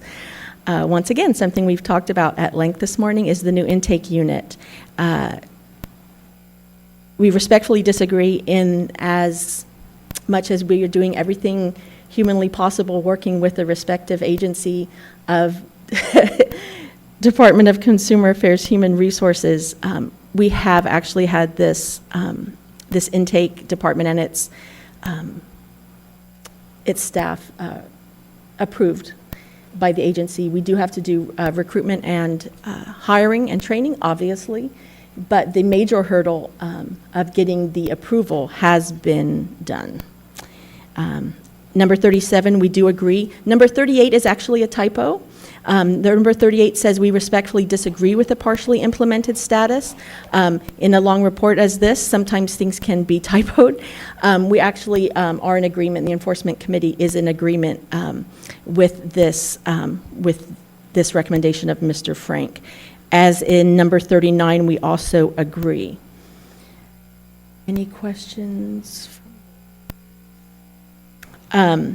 Number 40, as we've, again, discussed at length this morning, the board has appointed an executive officer who was sworn in on December 11th. That's Ms. Cheryl Anderson, who's with us today. As we're all very acutely aware, the governor now has the power as of January 1st, in 2 weeks, to appoint an executive officer. And so we have done what we can to fulfill our duty of appointing one. We have done so. The governor's office takes on this responsibility as of January 1st. So that's what we can do at this point. Could I also mention that in our prior meeting, DCA commented on how easy it has been to work with our executive officer in your prior capacity as acting executive officer. So I'm sure that this will continue into the future. Thank you. Number 41.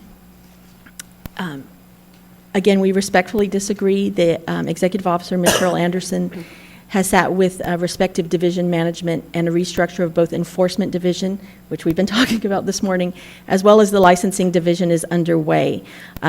Staff will be redirected to better achieve efficiency for the board's enforcement program. Again, that's our new intake and enhanced screening unit that has been approved by Human Resources.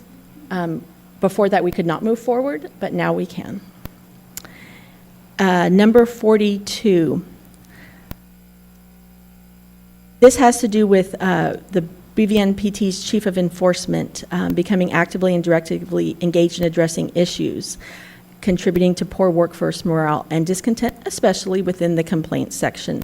I would also mention we do have a new complaints section supervisor who has been with us how long? Since August. So that the complaints section does have its own new supervisor, and we do have a new enforcement chief. I've seen personally strides that they've taken to address these issues, and the enforcement division chief has met with the new complaint unit manager numerous times. Also during our enforcement committee calls, they are both, including the complaint units manager, on the call every single time.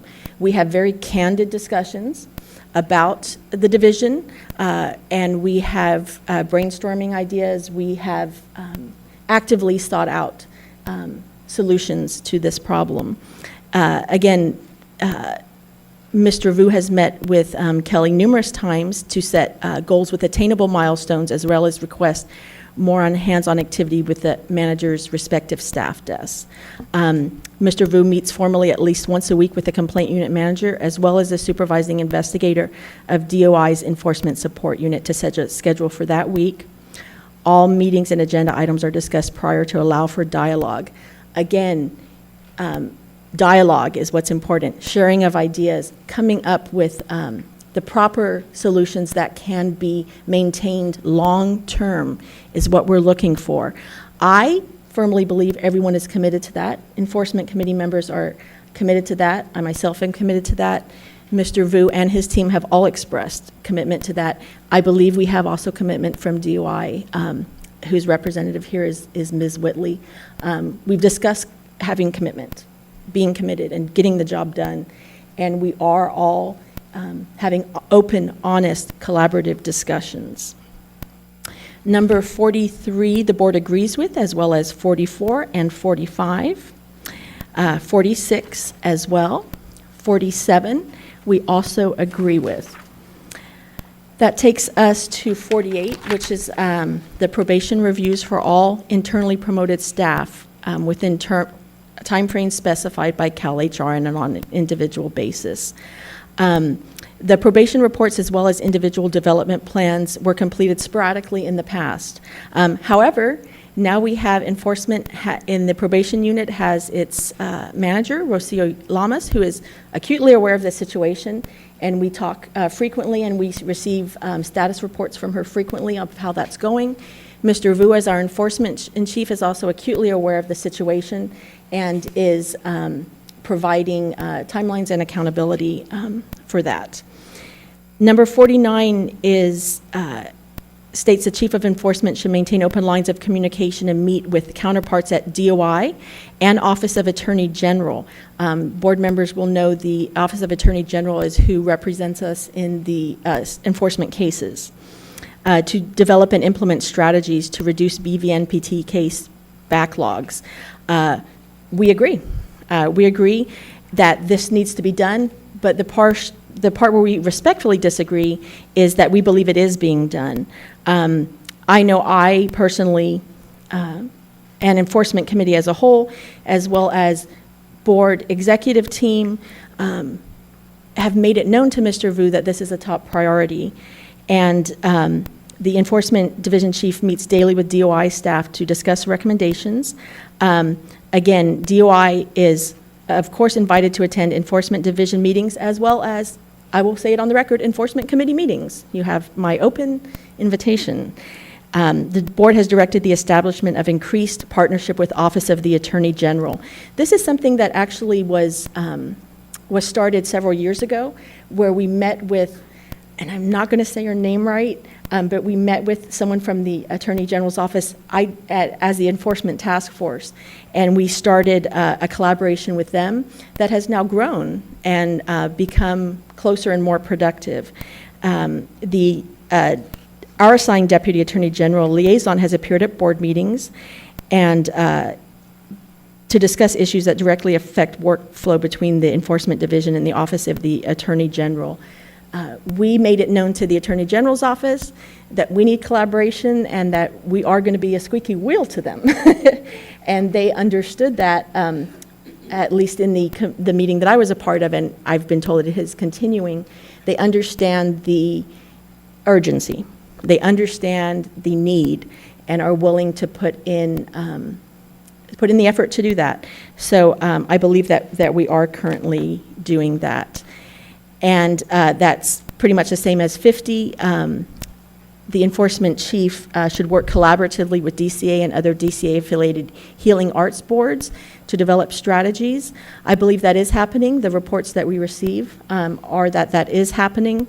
And I believe that the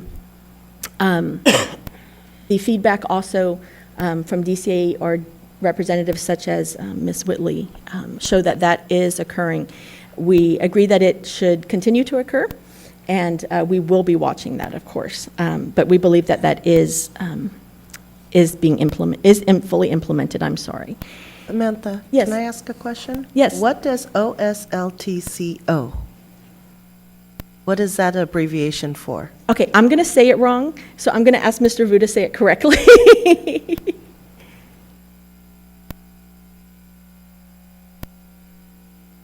Right.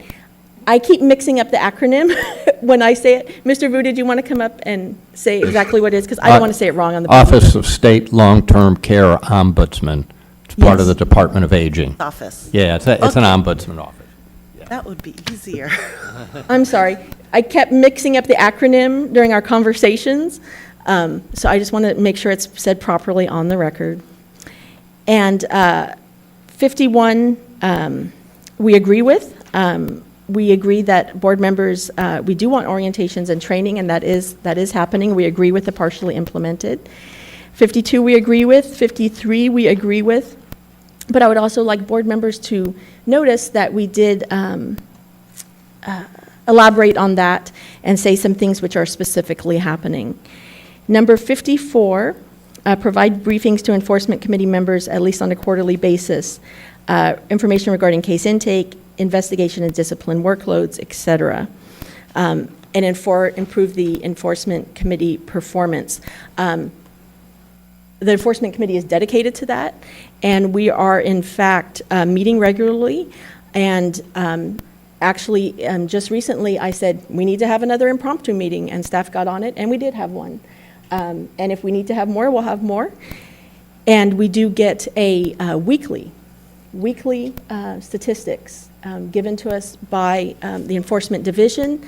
Those are looked over, and if questions are asked, and if numbers are trending a certain way, it's asked why and what are we going to do about it. Mr. Vu has been very good, and also his staff, at addressing these statistics every week that we get. And number 55, we agree. Number 56, update the public documents available on BVNPT's website. The board has partially implemented this recommendation. We have directed that current documents such as monitor reports and minutes of meetings be uploaded and readily available.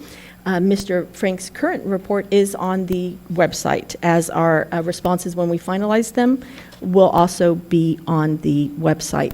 The last two recommendations actually are directed with DCA. We plan to, of course, obviously, but let me say it openly, collaborate with DCA, and but these ones were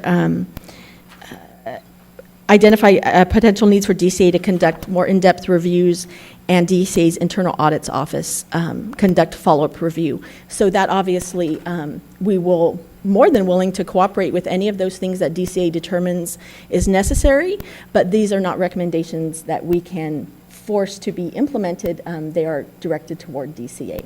So that's why we, again, these are our draft recommendations. Again, we wanted to, Mr. Maxey and I wanted to provide these to the board so that as a starting point for any board discussion,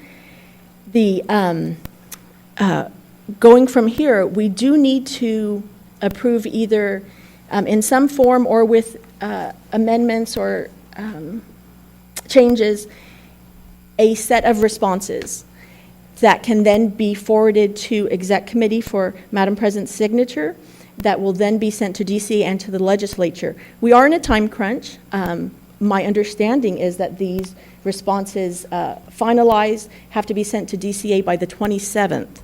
Obviously, we're not having another board meeting before Christmas. So whatever the board is the board's preference, we do need to approve a set of recommendations that will then be sent to exec for signature and on to legislature. Madam President. So with that being said, any discussion or recommendations to the answers or the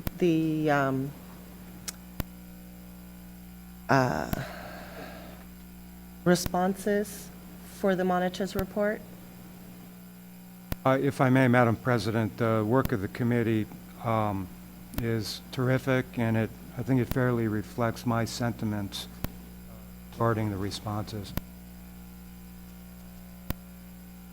Yes, I would agree. It's very professionally done, and I'm glad that they were able to turn it around so quickly with the correction that Ms. James Perez made. I think it's a great report. Donna?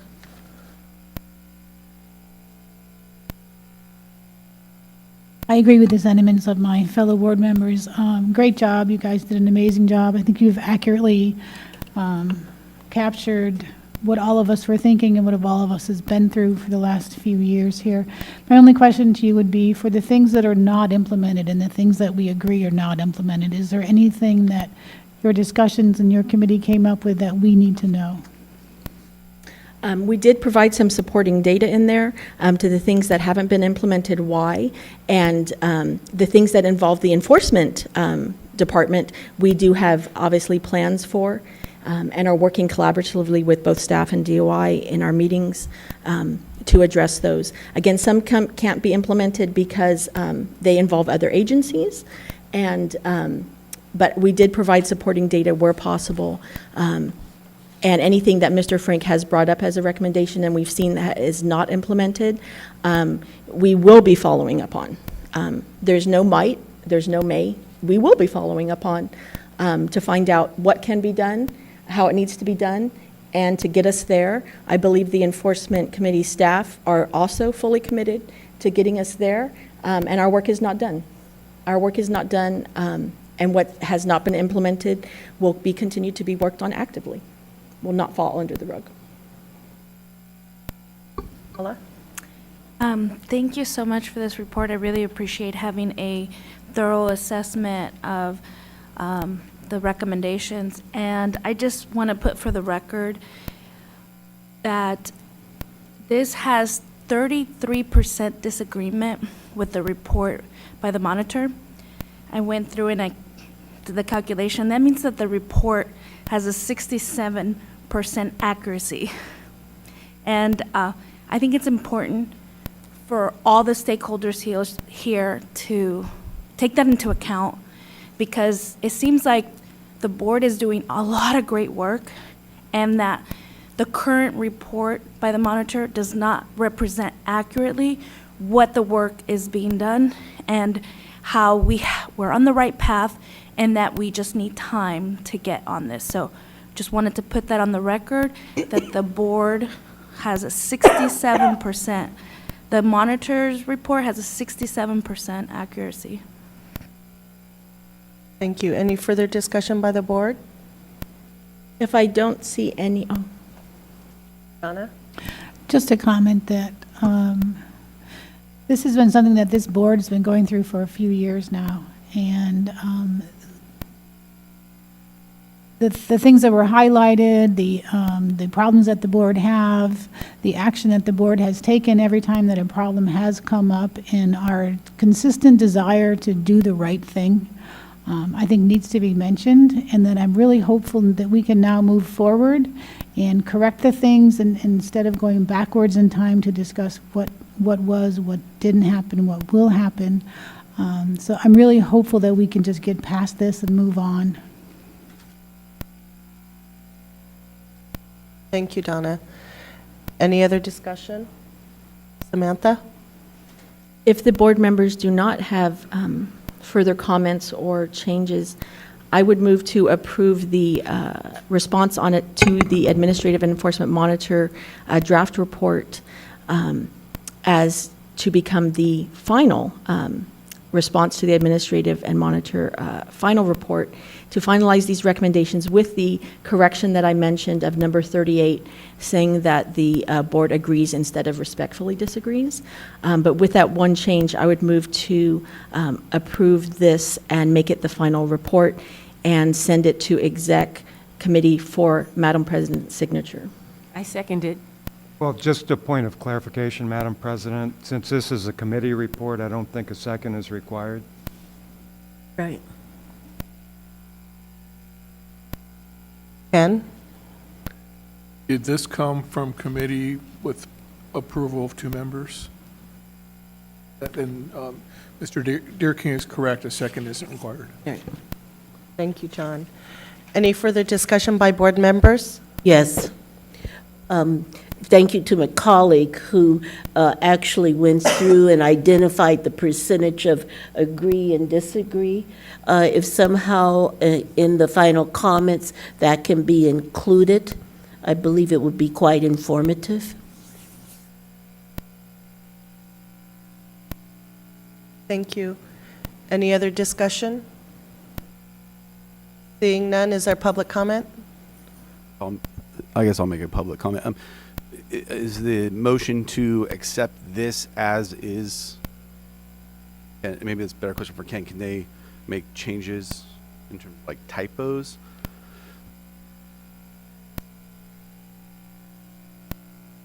Did the motion include the usual provision in that regard?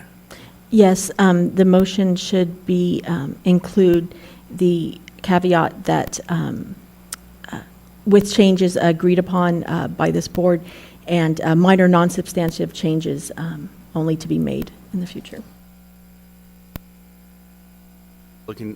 Just looking at recommendation 38. Yes.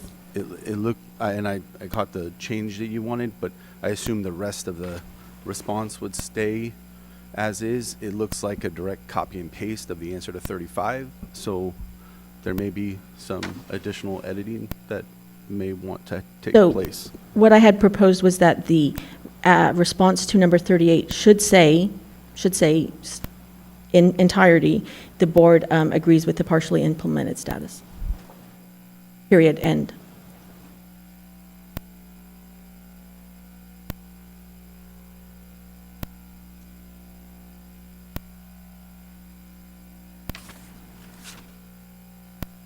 Board agrees on number 38? Yes. Okay. Any other public comment? Ben? Just one comment, just for clarification. Many of the responses where there's a disagreement appears to be a timing issue. The report, as I mentioned in my presentation, was done in October, so the status that I reported was as of October.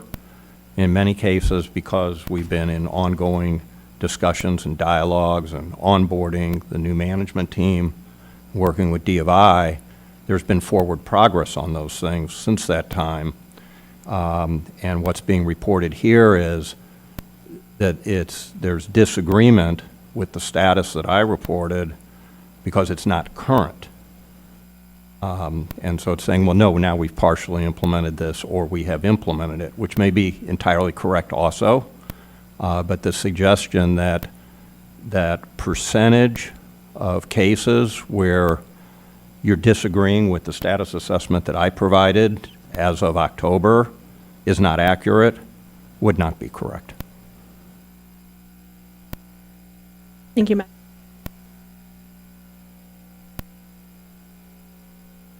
Samantha, microphone. Our responses can only indicate our responses to the report as stated, which Mr. Frank is saying came from mid-October. That is obviously what we're responding to because that's what's been put out there. If there's been forward progress, we've indicated that in our responses. Paula? Thank you, Monitor. I appreciate your commentary, and I think that I encourage you in your future work to state a comment on your report that alludes to that timing frame, that progress may have been made from the time of the report to the time of the discussion. And again, want to reiterate that this just demonstrates all the great work we continue to do in the meantime while this report was prepared to the time it was discussed.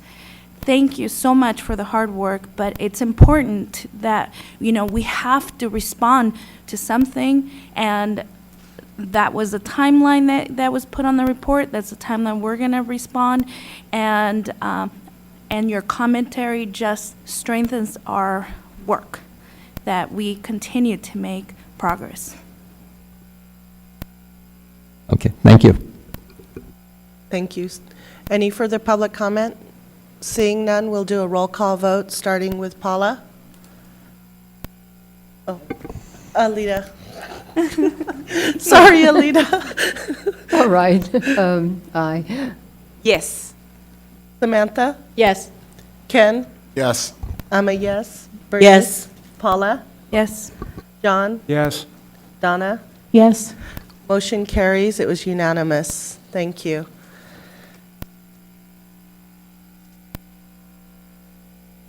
And now we will go into, that concludes the recommendation and possible action regarding Administrative Enforcement Monitor's final report. That will bring us to the closed session.